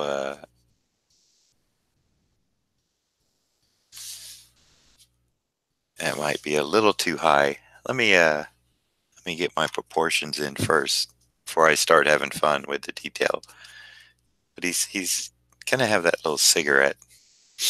Um, and he also has a little ear back here, or at least I've seen him with the little ear.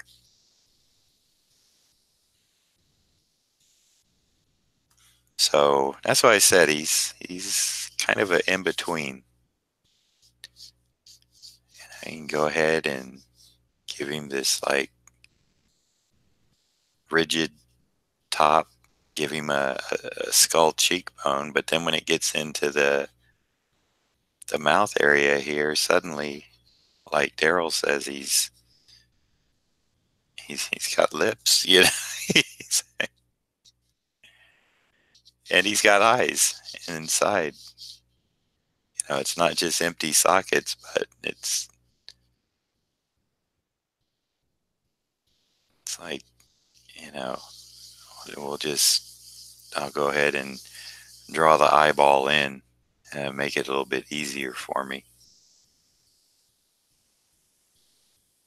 But then we get down to his nose, and suddenly it's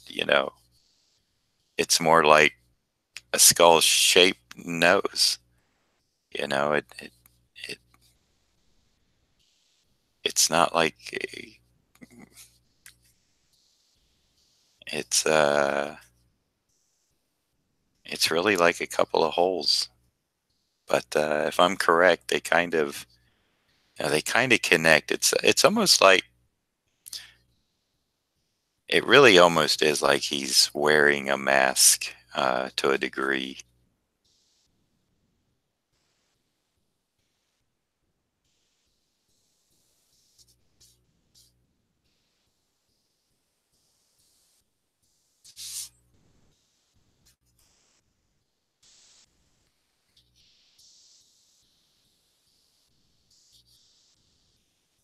And like I said, with the cheekbones,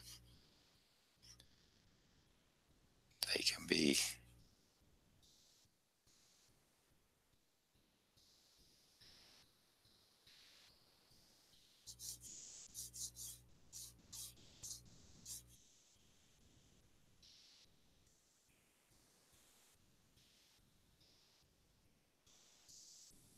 I'm gonna open his mouth up a little bit so we can see some of those teeth in there. Kind of rot them out.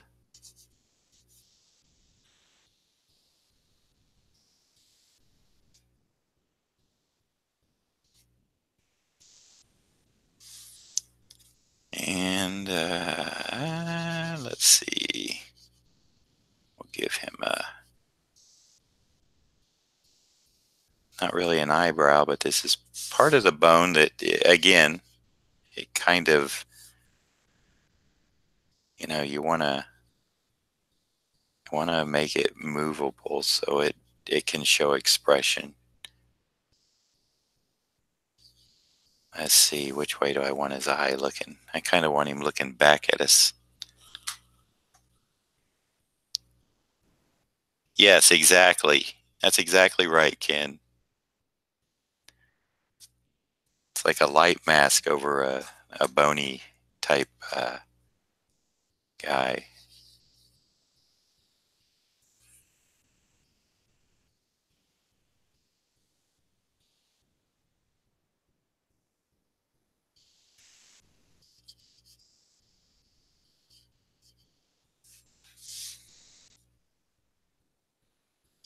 And let's see, we're gonna make this eye.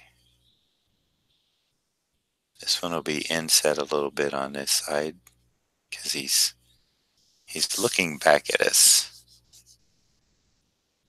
Give him a little bit of that bony brow.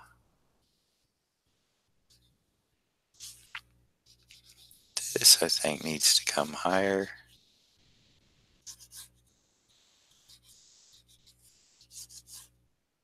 See, now I'm beginning to get my idea of the ink. And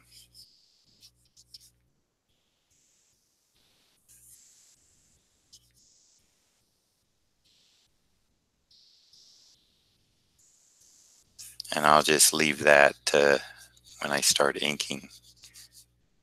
So, we kind of put his nose deal in here. Let's go ahead and build this shape.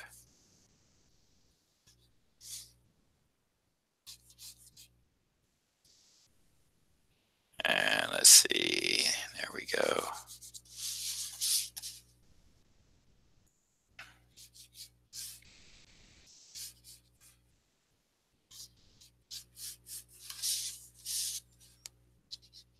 I need to, let me see, need to sit a little taller in my chair.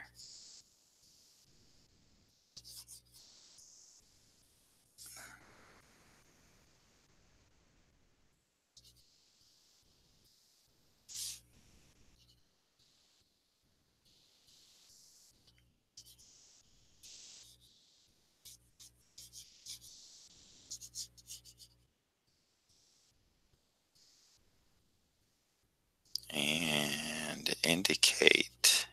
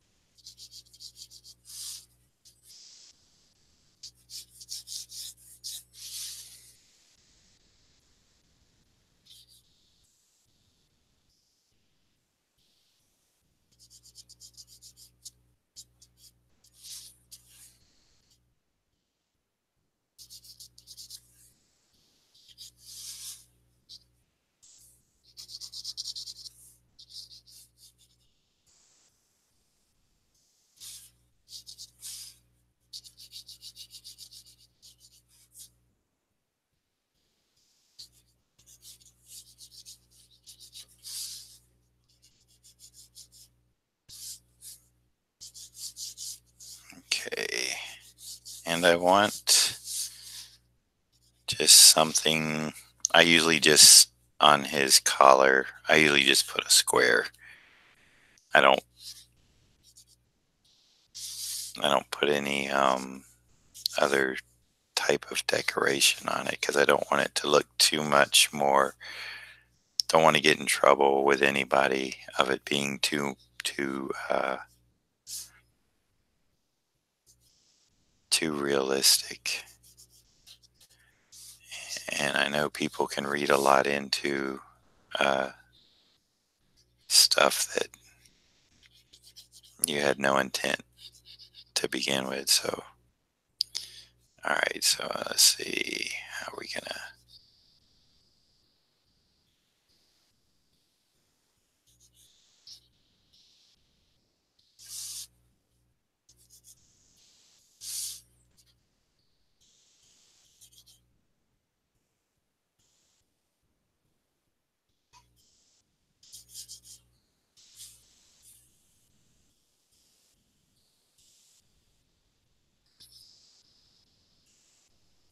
I will look at the. Excuse me. I will look at the chat in a second. Once I kind of get this figured out a little bit better.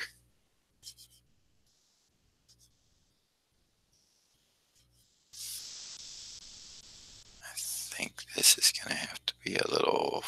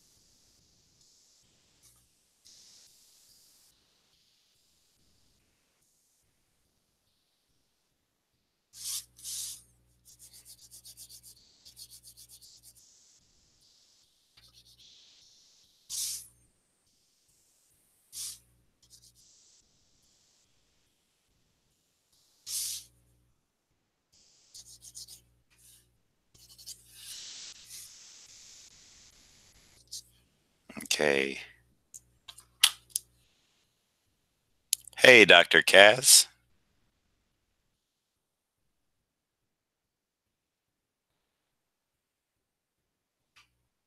Hey, Jason. Hello, Thogiaz Plays. How are you? Welcome.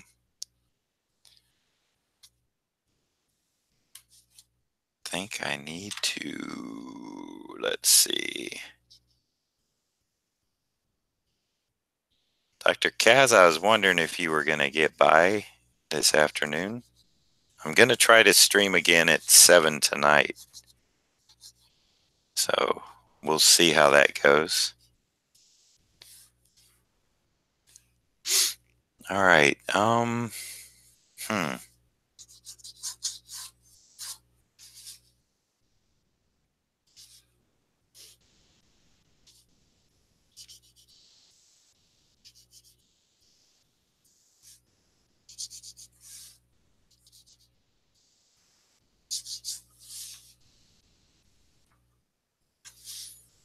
Okay. I think what's throwing me is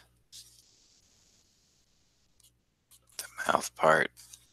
I don't think I need to show that many teeth. I think I just need a where he's chomping. Maybe.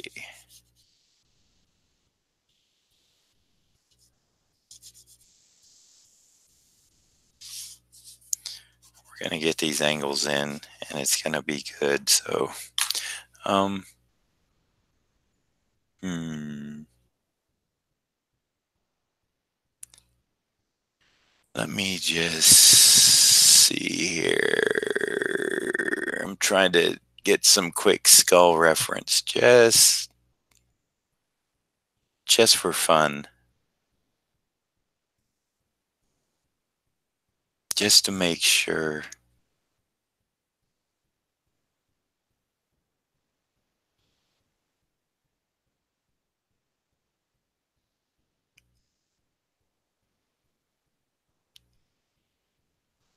Da, da, da, dun, da, da, da, dun, da, da. Skulls are fun,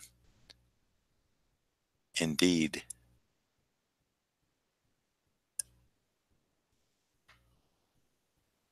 Let's see.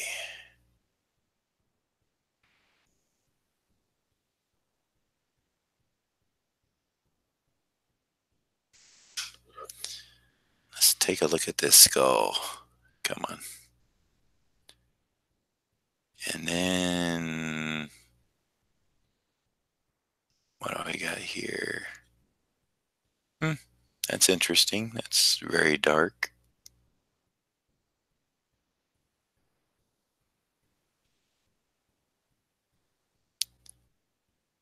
Interesting. I'm just looking at some pictures of skulls just to kind of. Okay.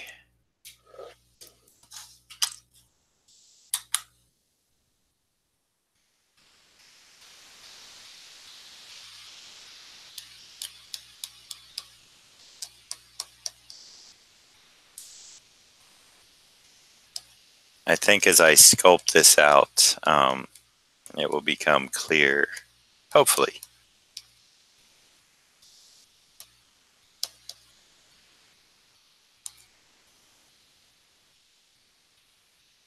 I don't even think I need the teeth. I think I'm just going to do the mouth on the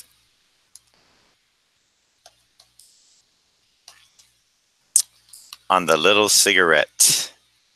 I don't have enough room to do the long cigarette holder. But I think I'm just going to kind of let his lip, which means I also want to bring this part of his nose down just a bit. The part that holds that nasal cavity.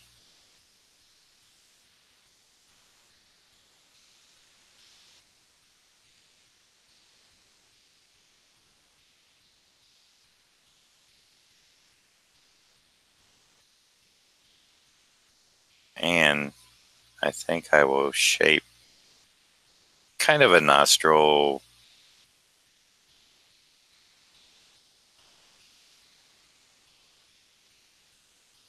That may not be right either. I don't think it is. I like the idea of kind of rounding the bottom part, but let's split this down the middle. Do this side.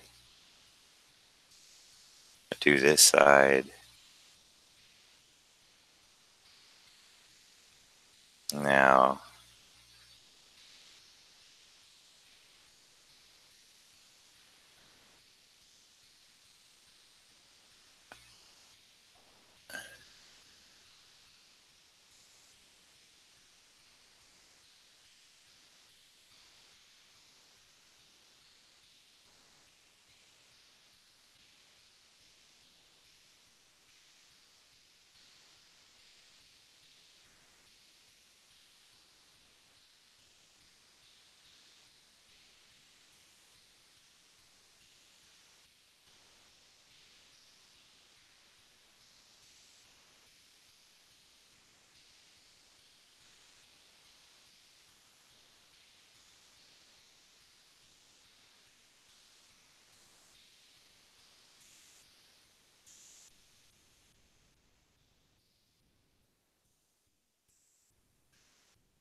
you know, that's given me all sorts of problems now that I switched it. And it shouldn't be. Let's see. All right. I'm just going to draw a nasal cavity. Split it down the middle.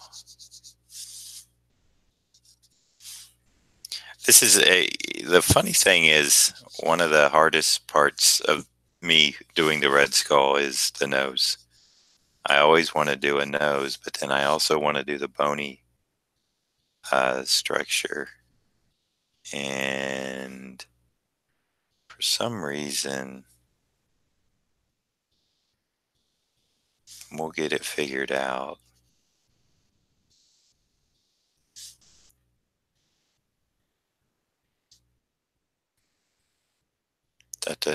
I'm trying to think in my head. You know what? I got a skull over here. I may as well just look at it, right? Not a real skull, by the way. Let's see.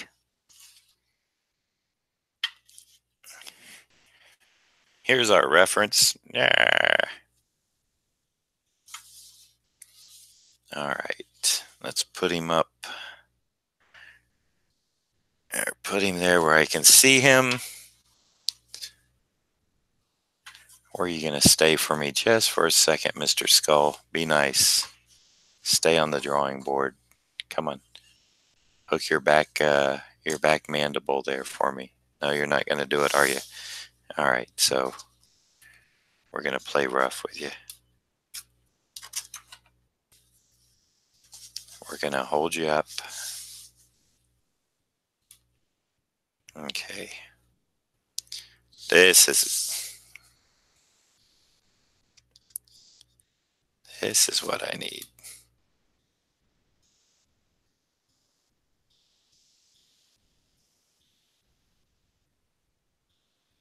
That's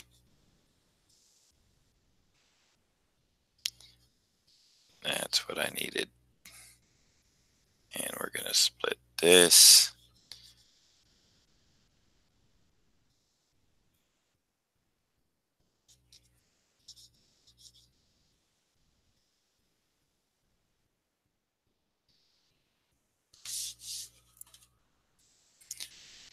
Okay, so we have the correct shape.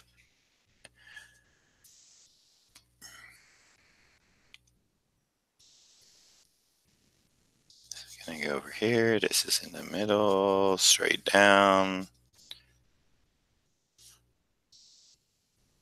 This is gonna get this kind of represents where his nostril would be. And actually, let me just see something here.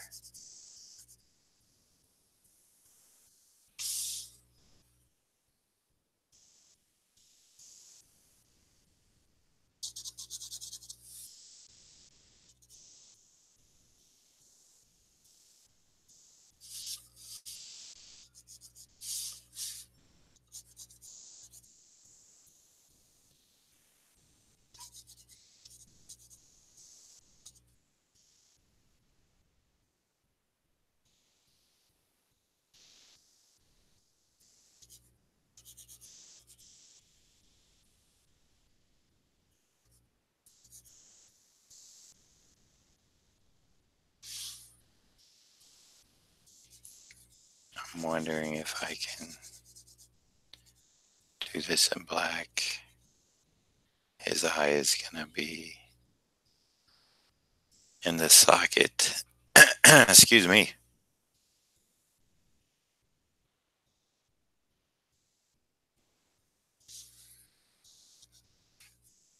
Making a nice graphic shape here.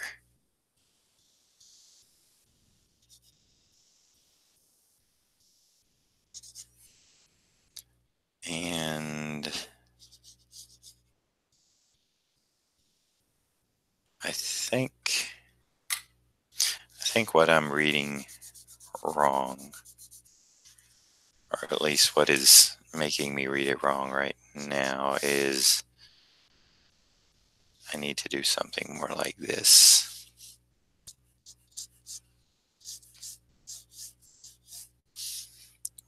With his neck and collar.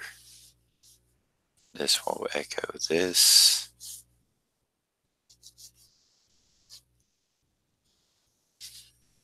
This will be out to his shoulder, and that may as well go straight across. And this one will go down a bit. And actually, you know what? Now I see. Okay. We're all good here. I believe it's going to be more powerful to bring this in his collar, and it can get black back here, and bring this one in, and then where's this line? Bring this down.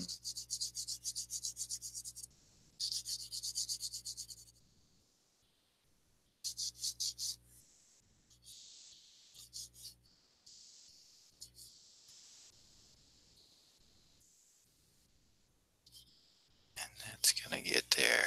Okay. This is really not good. This part over here is only going to be seen in shadow.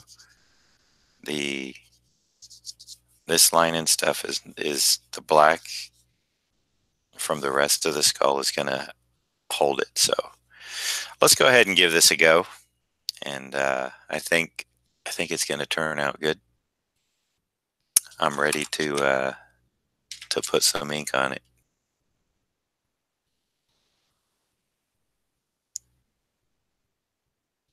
Yeah. Reference to me holding the um the skull. Dr. Kaz, gotcha. All right. We got a Shakespeare fan.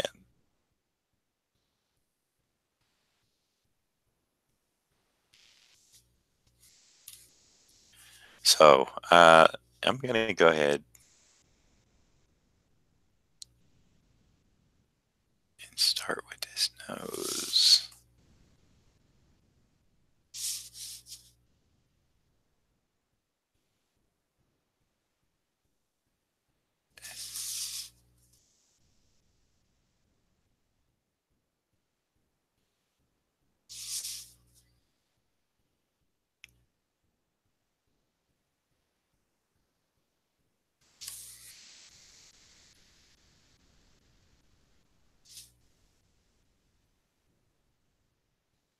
And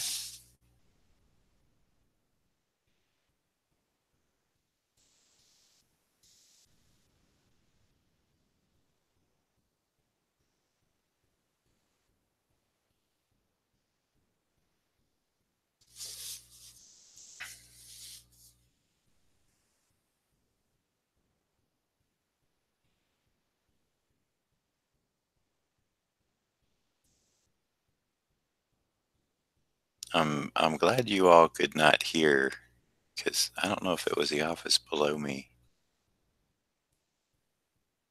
but somebody's having trouble with something, and I shouldn't laugh because I've probably said the same thing, but it sounds like they're having some technology problems or something, and they let an expletive fly. That was kind of funny when you're just sitting here and all of a sudden you hear somebody frustrated at some inanimate object.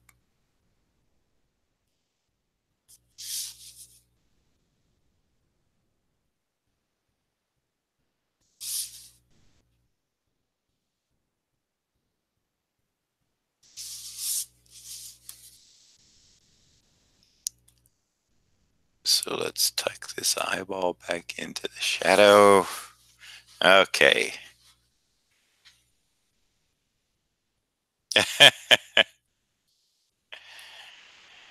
Oh,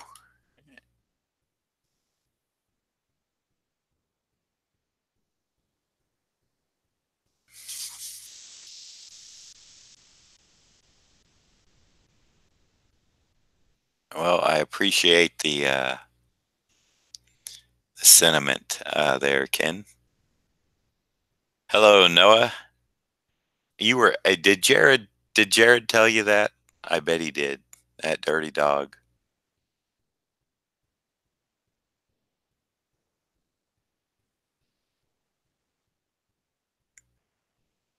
I should see if Jared wants to come on tonight if I stream again.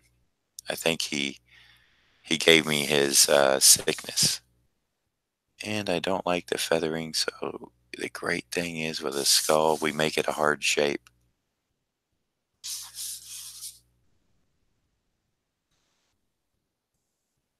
make it a bony.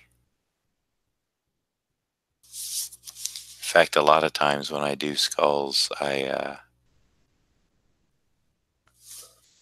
maybe I'll do it on this one. I actually, when I fill the blacks in, I leave a lot of, well, not a lot, but I leave enough little slivers of white to kind of catch nice little reflections that would be coming off like a bony type substance. It's kind of fun.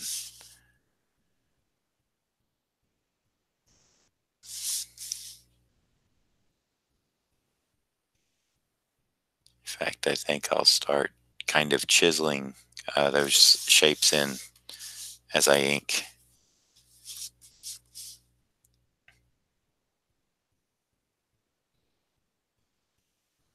Little long shadow.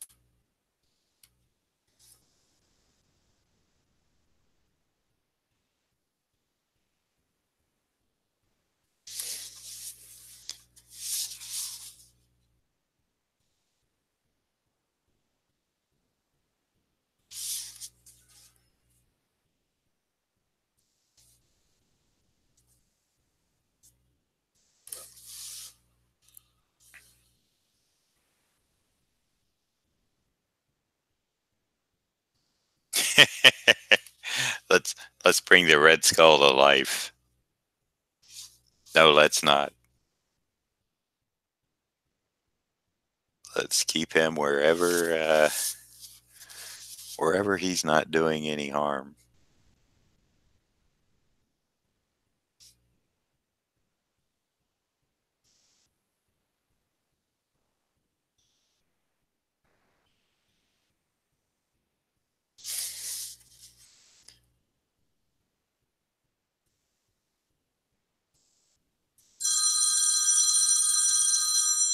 Okay.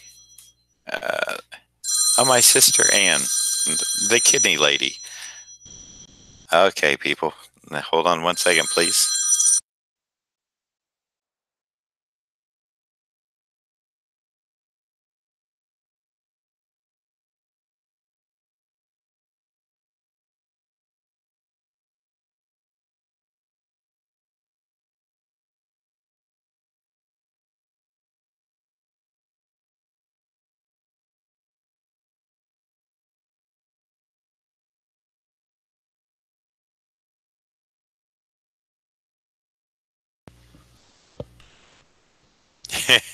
Yeah, I know.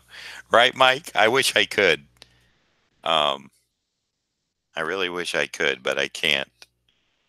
I have, even when I put on the do not disturb, I have to keep it. You know what? I think I will be better off using my small filbert to do this. I think I'll get the more desired effect. Um, that was the kidney lady. The great thing was my wife is done with her job today, and she's ready to come home. But my sister is literally just minutes away from her. So she was calling to tell me that she's going to pick her up. So what that means is I get to continue to stream to finish this one. Whereas if she wasn't right there, I would probably have to say, gotta stop. And I don't really want to do that. I want to get these three finished and want to be able to come back tonight and do two or three more. My voice is very quiet. I seem to be saving it for. I don't know. Maybe it's just me. Maybe it's. All right. So I'm going to kind of chisel around in here.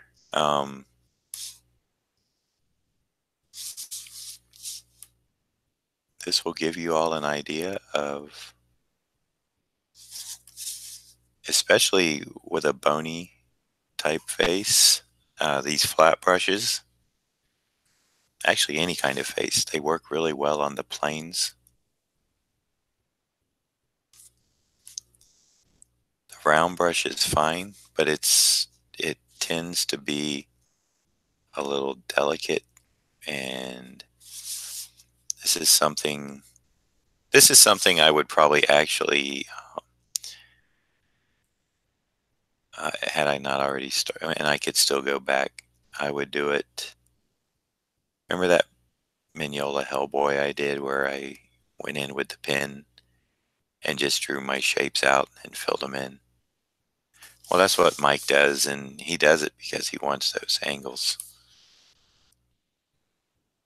So I'm kind of doing that with this, but I also want to keep in mind that I want a little bit of softness every now and again, because he is technically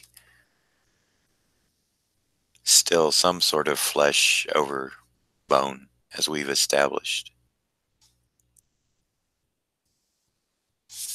He's got something going on. We just don't know what.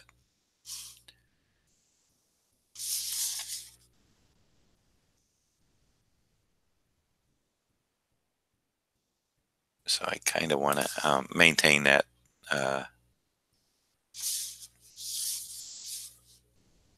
that dynamic of the character.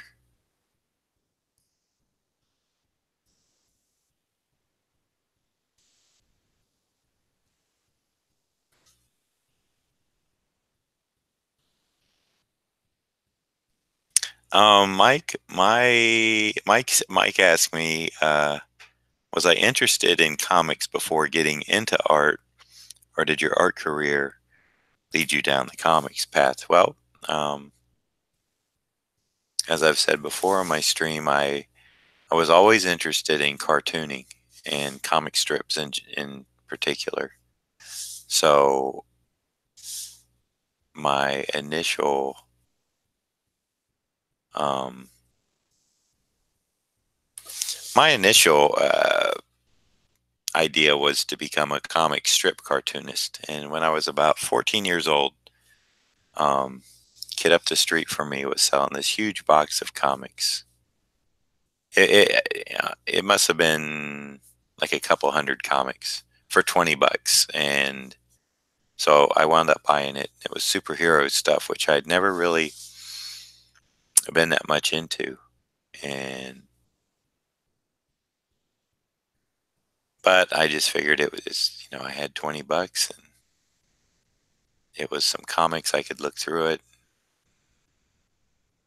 Maybe I could resell them if I didn't like it. Well, it turned out there was actually a Conan #1, I think, in there, which I later wound up selling for the big sum of $90, which, by the way, that was about 3 years later.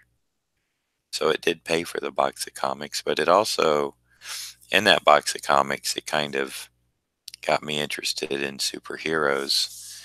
It did not have, I think my mom started this, so she got me a Captain America comic to take on a trip. and I loved it from the start. But back to the original. So I wanted to be a comic strip cartoonist, and that's what I really had went after, and kind of was chasing. I loved Peanuts and Dennis the Menace, and I kind of felt like, and this is like, I was sixth grade. I kind of felt like I had a handle on Peanuts. It seemed more simple.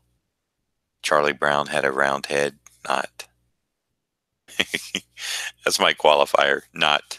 It just seemed like he had a round head. It's more of an oval, and when you really analyze it, it's one of those things where Schultz really, knew how to draw it correct. I just, in my younger years, saw it as a ball, and so I felt like I could emulate the Peanuts characters more than I could Dennis the Menace. I could never get Dennis's uh, cowlick or whatever, the thing hanging in the back of his head and the eyebrows going through the hair, all the little stylistic stuff that was happening. I but I continue to read it because I liked it that much. So that was kind of my foray. And then, I'd always, of course, heard that, you know, as maybe all of us did, that Charles Schultz was pulling in like $15 million a year from comics. Well, I didn't know about merchandising and movie deals and that stuff back then. I knew about the actual comic strip, and I thought, wow, what a great deal. Uh, you know, you draw a comic strip, you make $15 million a year. How much better can life be? So, like I said, I kind of got out of that anyway once I got into the superhero comics. But I still figured, hey, comics, if comic strips paid 15 million, then comic books must pay even more. They're wrong on all accounts. So, needless to say, uh, in one way or another, I knew I wanted to do cartoons, comic books, whatever. I wanted to draw. So, uh, it was just one of those things where, where was I going to wind up? And I wound up working for Marvel and DC, and I'm still waiting on my 15 million or my first million. So yeah, so there you go. I made the longer story that I've told is about as short as I could.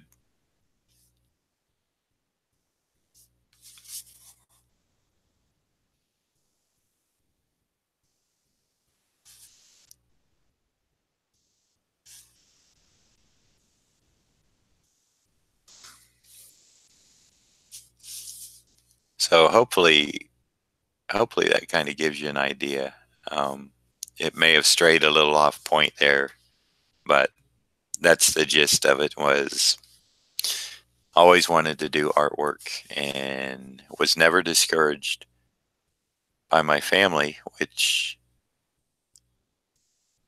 is kind of rare.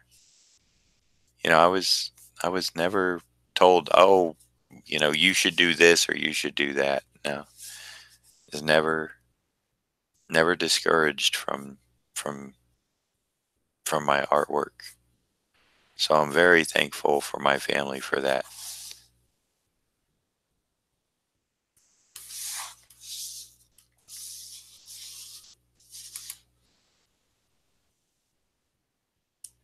I met Mike Zeck and Bob McLeod. Um, Bob I actually met at a Orlando convention. Um, I was a fan of Bob's work when I first started noticing Bob's stuff. When number one, I think he inked an issue of James Sherman on, I want to say Legion of Superheroes, but I'm not sure if that was right. And then, but what really made me take notice of Bob's work is when he was inking Bill Sienkiewicz on Moon Knight for the black and white book. It was a backup feature when it first came out, and I I thought Bill had done more of it until I saw the pencils that Bob had to ink from, and then I realized that it was really, you know, Bob putting in all that work, which was a big eye opener for me. Not a slam against Bill by any means. Just, Bill did what he was capable. I think he was, oh, 19 or 20, 21 at the time when he did that job. So he really didn't know how to pencil yet. He could draw, but he didn't know how to pencil for comics, if that makes sense. And so I met Bob at a convention, showed him my samples, and we exchanged information. And I started doing assistant work for Bob, ruling straight lines, filling in black areas, etc., etc. And I got to learn a lot by looking at the original pages that he was sending to Marvel, and at the pencil pages that we were working on.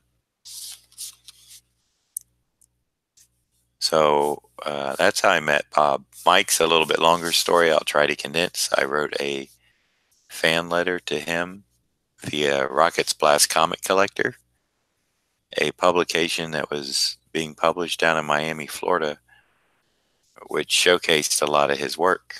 And I guess it was probably a month or two after I wrote that. The mail came one day, and I saw on an envelope that it was from Mike Zeck, return, you know, package. And I got excited. And the first thing I saw, though, was the return address at Hollywood. Well, the only Hollywood I knew at that time was Hollywood, California. So I thought, oh, he's out in California. As I looked further,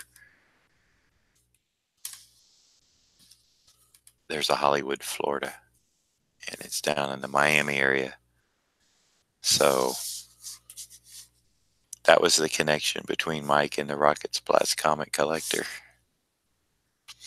And Mike had sent me a nice reply, sent me some pencil copies from Master Kung Fu that he had done that I could ink over, and gave me a lot of encouragement. And so I kind of took it from there, and I got to calling him on the phone. Now, this was back in the day where you had to pay per minute, so you kind of had to watch your bill, so it would be like a 10-15 minute call at the most, because I was paying my mom and dad for those calls. And so we just kind of grew a friendship out of that. And Mike kept sending me samples, kept encouraging me. I was working with Bob. It seemed like everything was lining up correctly, and eventually at one of the Miami conventions, Jim Shooter said that if I ever get to New York, if you ever get to New York, kid, I'll give you a paid tryout. And that was when I was either 18 or 19. And I did not know when and how I would get to New York. But luckily, Mike Zeck, being the wonderful friend and mentor that he is, said, you know, if you can get up here to Connecticut, that's where he was living. He had moved. If you can get up here, you can stay at my place, and we'll get you in and get that tryout. So I know that Mike, at that point had wanted me to kind of become his inker, which was a good feeling to have somebody like a Mike Zeck, wanting you to, he could kind of train me to do. Yeah, it sounds bad, but he could, he could look at my work and really kind of let me know what he would like to see when somebody inks his work. Because you got to remember, when I started back in the 80s, this was a time when pencilers just really turned books in. And, well, it had kind of turned the corner, I guess.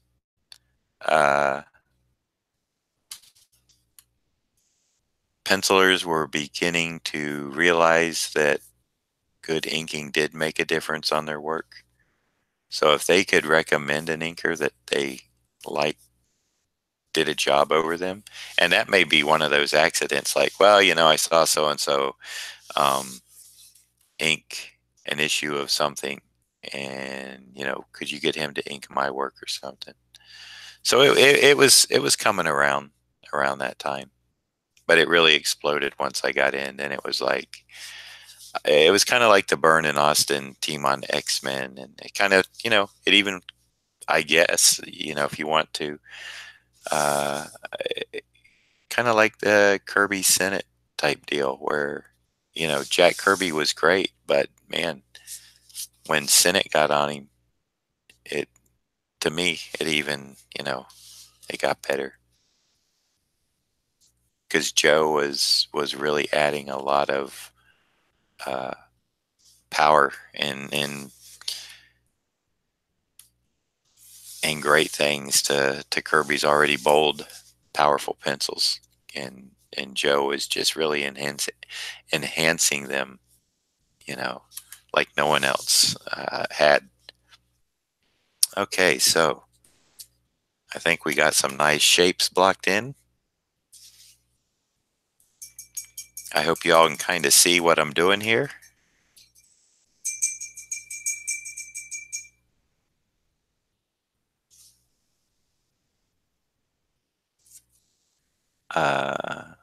Let's see. Noah says, to me, McLeod is a vastly underrated inker. He makes it better without losing pencil side. That's why I followed in G.I. Joe and didn't like the work as much without McLeod. Yeah, Bob is a very good inker. He inks, he doesn't trace.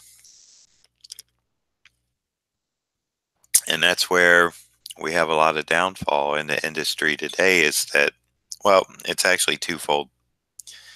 The pencilers are so tight that the inker doesn't have a lot of room to even maneuver. So your penciler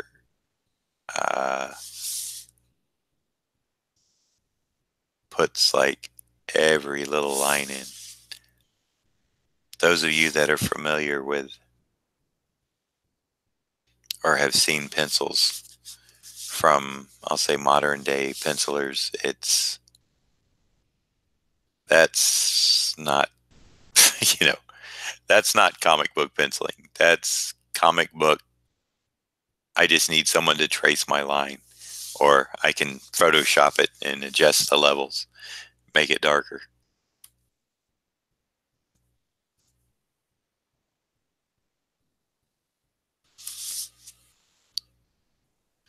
So yeah, that's the long and the short of how I got to know Bob and Mike. And Pat Broderick was the same way. Pat was over in the Tampa area, and once I'd started inking Mike, Pat was looking for a good inker, so he got me in on a couple of jobs. A few of them I wasn't aware I was doing until I got pages. Kind of funny, but true. Pat had that way of just kind of going like, "Oh, John Beatty's going to ink these," and I would get a call from an editor going, "We're sending pages. You know, Pat said you're on to ink." I was like Doom 2099. I did not. Here's what I did with Doom 2099. I inked the. Some of you may remember the big poster, huge thing. Pat did it like on a 20 by 30 illustration board. Had all the characters. Very beautiful promotional poster. Um, so that was me on the inks on that. And I didn't know I was actually inking Doom 2099 until the editor called me to tell me they were sending pages to the first issue out to me. But at that point, it was okay. I think I was actually kind of in between gigs. And I think I had something lined up, but it hadn't started yet. Now I'm trying to remember because I know I only did the first 4 issues of Doom 2099. And I told Pat that. I told him, I said, look, I can only do like the first 4 issues. And he's like, hey, Beatty. He calls me Beatty. It's kind of funny. Um, he said, that's fine, man. Just give the book a look. You know, I trust you, blah, blah, blah. And so that was that. I did the 4 issues, and then I can't remember what I went on to after that, but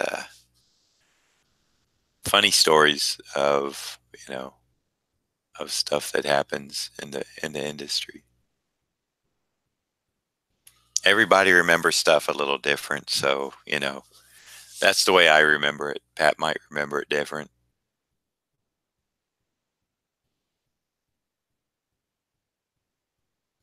He might tell you, "Oh no, he told me he was inking my book."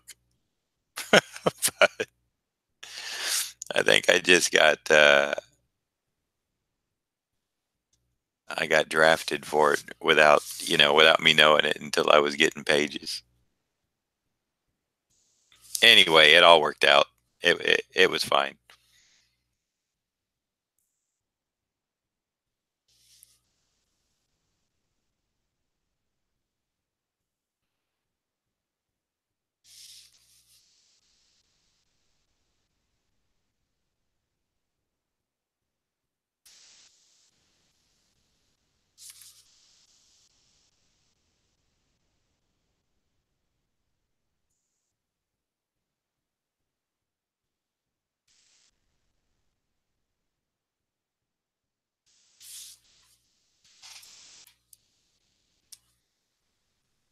Okay, now real quick.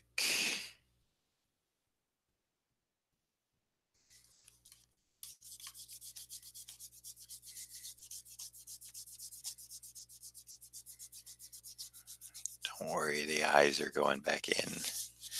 I know where they're at. I just want to get some of the penciling out of the way.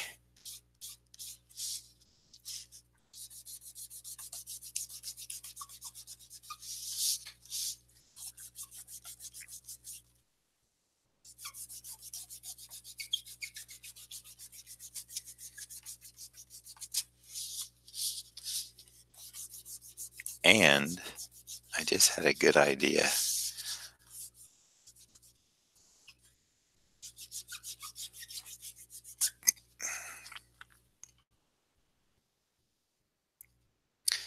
I just had a good idea since I still have them here. I've got some gray Copics, which I'm going to use to do a smoke thing up. Okay, so let's see. Let's get your eyes in, Red Skull.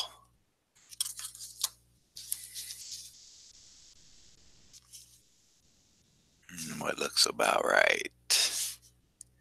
I think that's going to do it.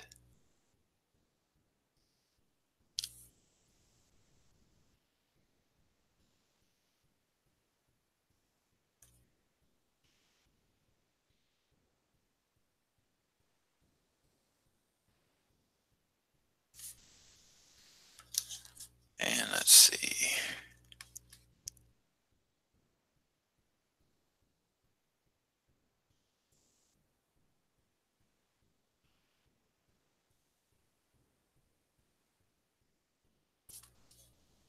There we go.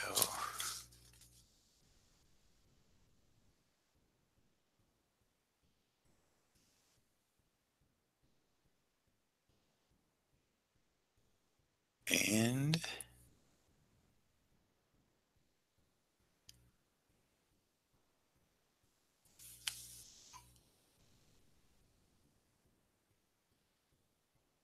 so there you go. So the kidney lady calls with a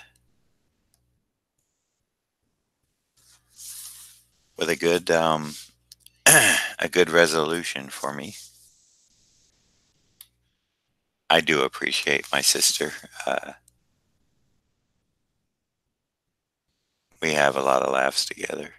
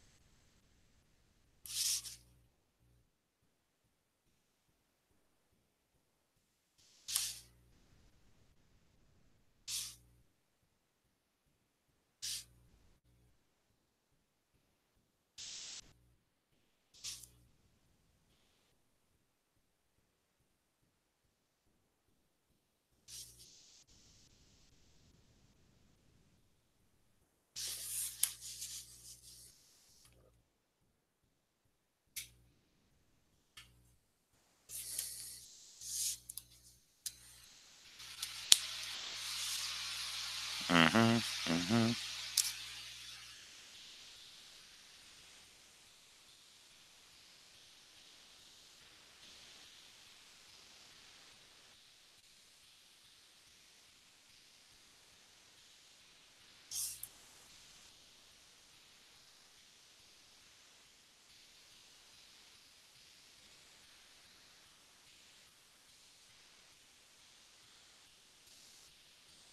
I think I'll be okay to just put a line like that. I hope. I hope nobody gets offended by a middle line.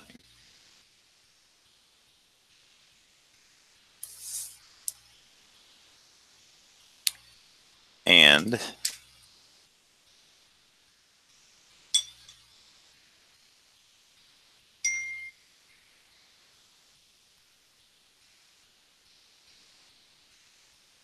oh, that was fast. They're home.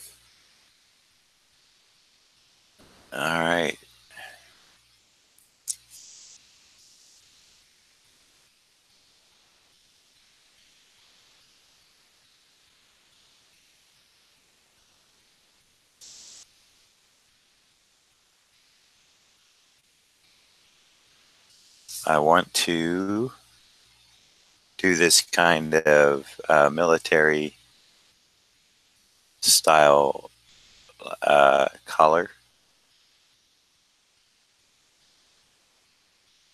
where it's I'm not sure exactly what it's called, but it's got some sort of a textural thing to it. Noah might know what it is.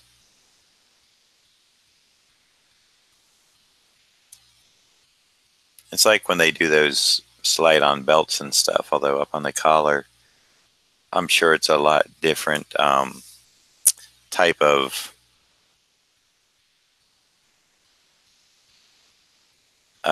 stitching or whatever.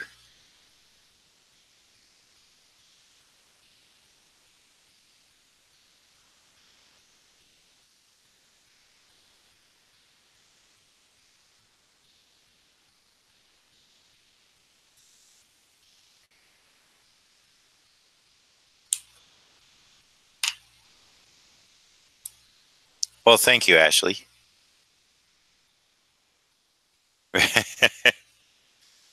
Yeah.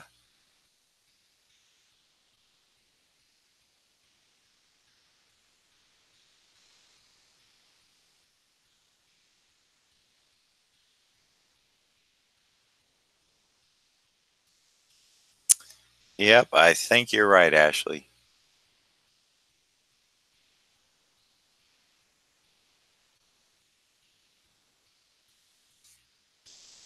Okay.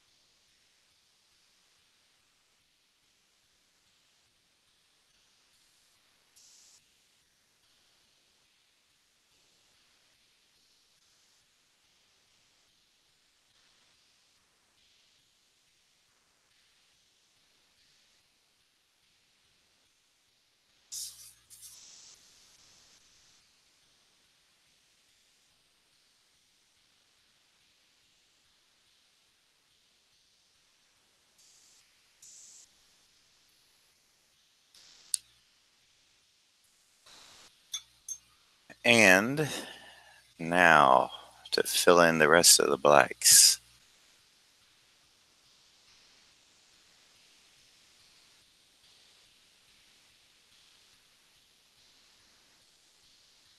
And this, like I said, this is where I get a little painterly, where I kind of leave some points of white in. It may not show up too well on this stream. I'll take a look in a minute. Yeah, they're showing up pretty much here. I don't know if Daryl is still hanging around or if he had to cut out, but hopefully Daryl is enjoying the process here of his piece of art, the red skull.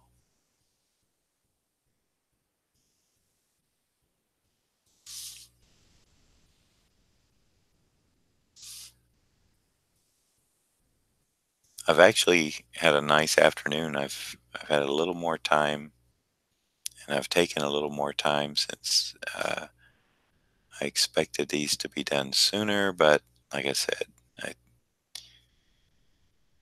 I don't know what got a hold of me, but something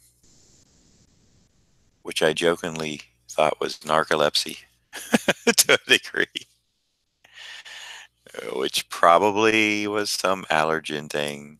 Uh, really just, man, shut me down and put me to sleep like, I don't know what.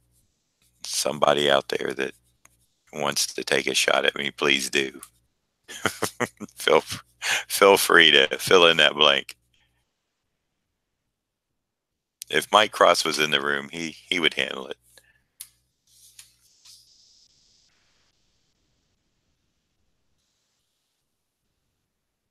Oh, thank you, Daryl. I didn't know if you maybe had to leave or was just doing a do not disturb. Let John work. Everybody, don't ask any questions.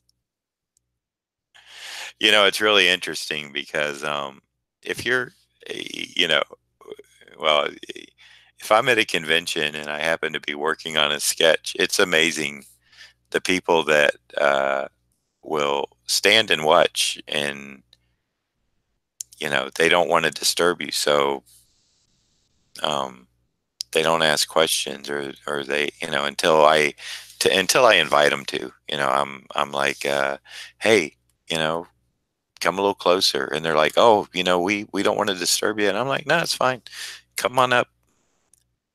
Uh, do you have any questions? And a lot of times they have children, and the only thing I have to watch out for with that, and sometimes parents are very aware of it, um, they will actually say, well, we got a toddler here and we don't want them to bump the table. And I do appreciate that when they're worried that their kid is gonna hit the table and cause a mishap. So that is one thing that you do have to be aware of. On the other hand, the adults that will use the corner of my table or anybody else's table to like put their books away and reorganize and stuff on the corner of your table, moving your stuff, not even asking, just moving your stuff. That's that becomes a little bit troublesome. I've never, well, I can't say never. I think one time I asked somebody if they could, um, and I didn't say move your stuff. I just asked them could they do that someplace else because they had a bunch of stuff out. No regard to my prints or anything else. They were just taking books and reorganizing. They weren't even books that I had signed for them. Usually I give those people a pass because they're at my table still. But this is people that just come up maybe from the person next to you that I may not know or I may know, but it's just one of those things where it's not cool.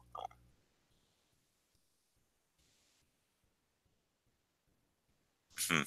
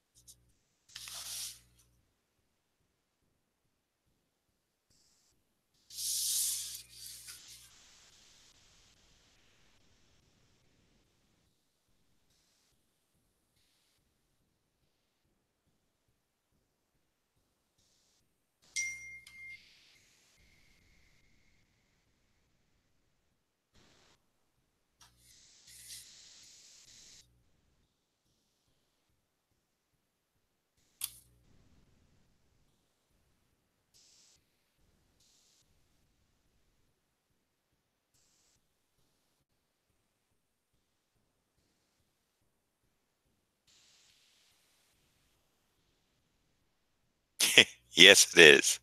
Connecticut is a thing. Well, thank you, Daryl. I'm glad that you're having a good experience. Um, Glad that you could catch the stream. Uh, I wasn't sure. I kind of knew I needed to stream at least today because my last stream was Monday, and as most people know, I'm about 3 times a week. Uh, Used to be daily, Monday through Friday, but when my wife got a job, I became her Uber driver, and that kind of threw that out of whack, which is also kind of what prompted me to do the quicker uh, pieces and not go into painting them, uh, gray tones and stuff like that. However, like I said, since I do happen to have my Copic markers out here, I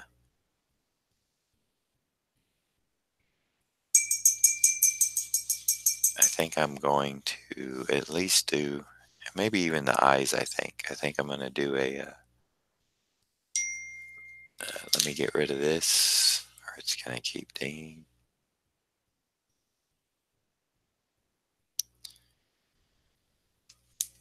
Okay. So we are going to dab in a little bit of gray in the eye.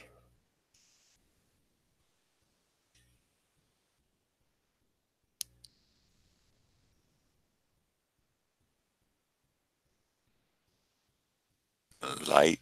This is a, what is this? A C2.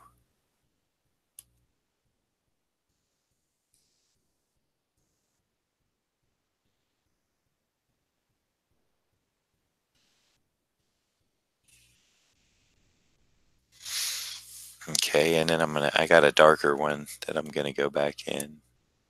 You know what? I really believe that I need to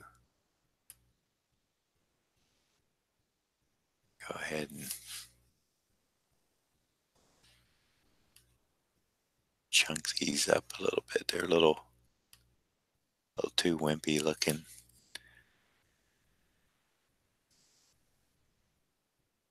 Okay. And then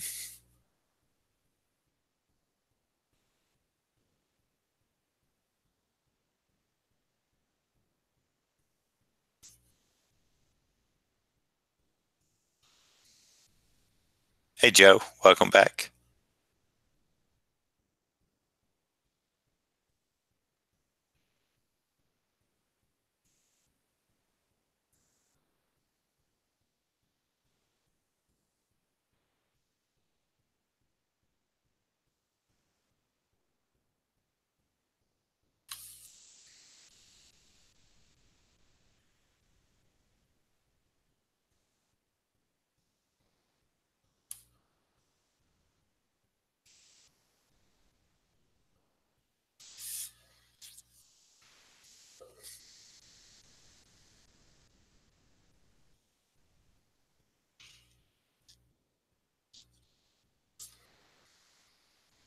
And then as one final little touch, I got a C4. And the difference is, with Copics, you want to skip every, this is just going to be a little bit darker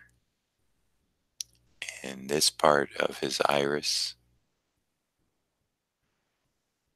Go ahead and hit a little bit here, and do a little bit here, and here.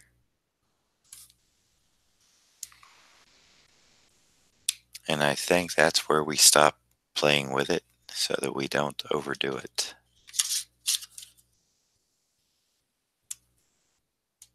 All right, so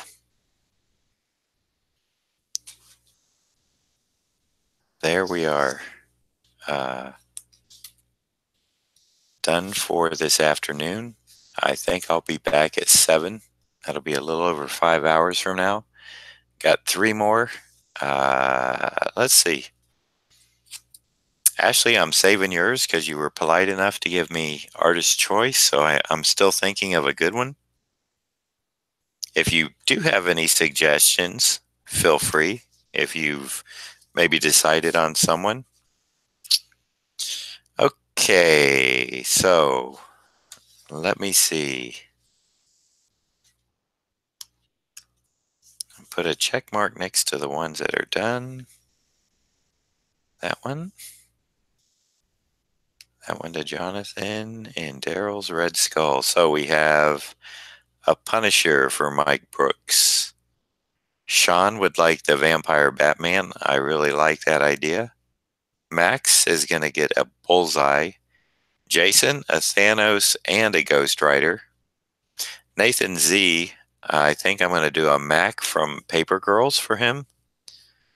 And Ashley has given me artist choice, which is always a good thing. So I'm not sure what 3 I will be doing tonight. I kind of like the idea, maybe, of knocking out the Thanos and the Ghost Rider. That's 2 for one guy. And then maybe the one for Nathan. I think her name is Max or Mac. It's a character from Paper Girls.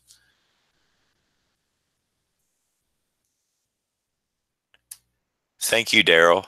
I very much appreciate it. Okay, I appreciate that too, Ashley. Um, hey, Jason, how you doing? Yeah, I might knock your couple out, the Thanos and the Ghost Rider tonight, and the Mac. That's some girl from Paper Dolls, a little short bob haircut. Um, but I will plan on being back at 7 p.m. Eastern time, everybody. Hey, before I leave, I just want to remind everyone, if you haven't already, thumbs up if you like.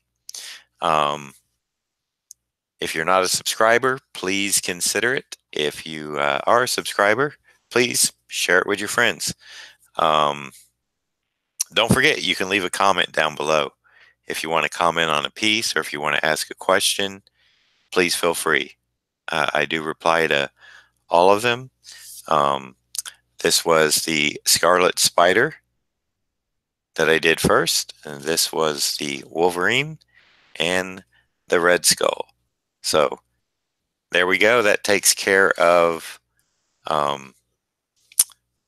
this afternoon session. I'm glad that I could finally get back to streaming after a not so fun week of feeling groggy. I'll probably go home and take a snooze for about an hour or so just to make sure I don't fall asleep tonight. But for now, it's lunchtime, so I haven't eaten all day. I need to grab something to munch on. So I'll say goodbye, and I appreciate you all very much. Um, thanks again, everybody, and hopefully I will see you all tonight. Uh, I just got that, Ken. Just saw it. Appreciate it. Okay, everybody. Have a good Friday. Maybe I'll see you back here later on this evening. Take care until then. Bye for now.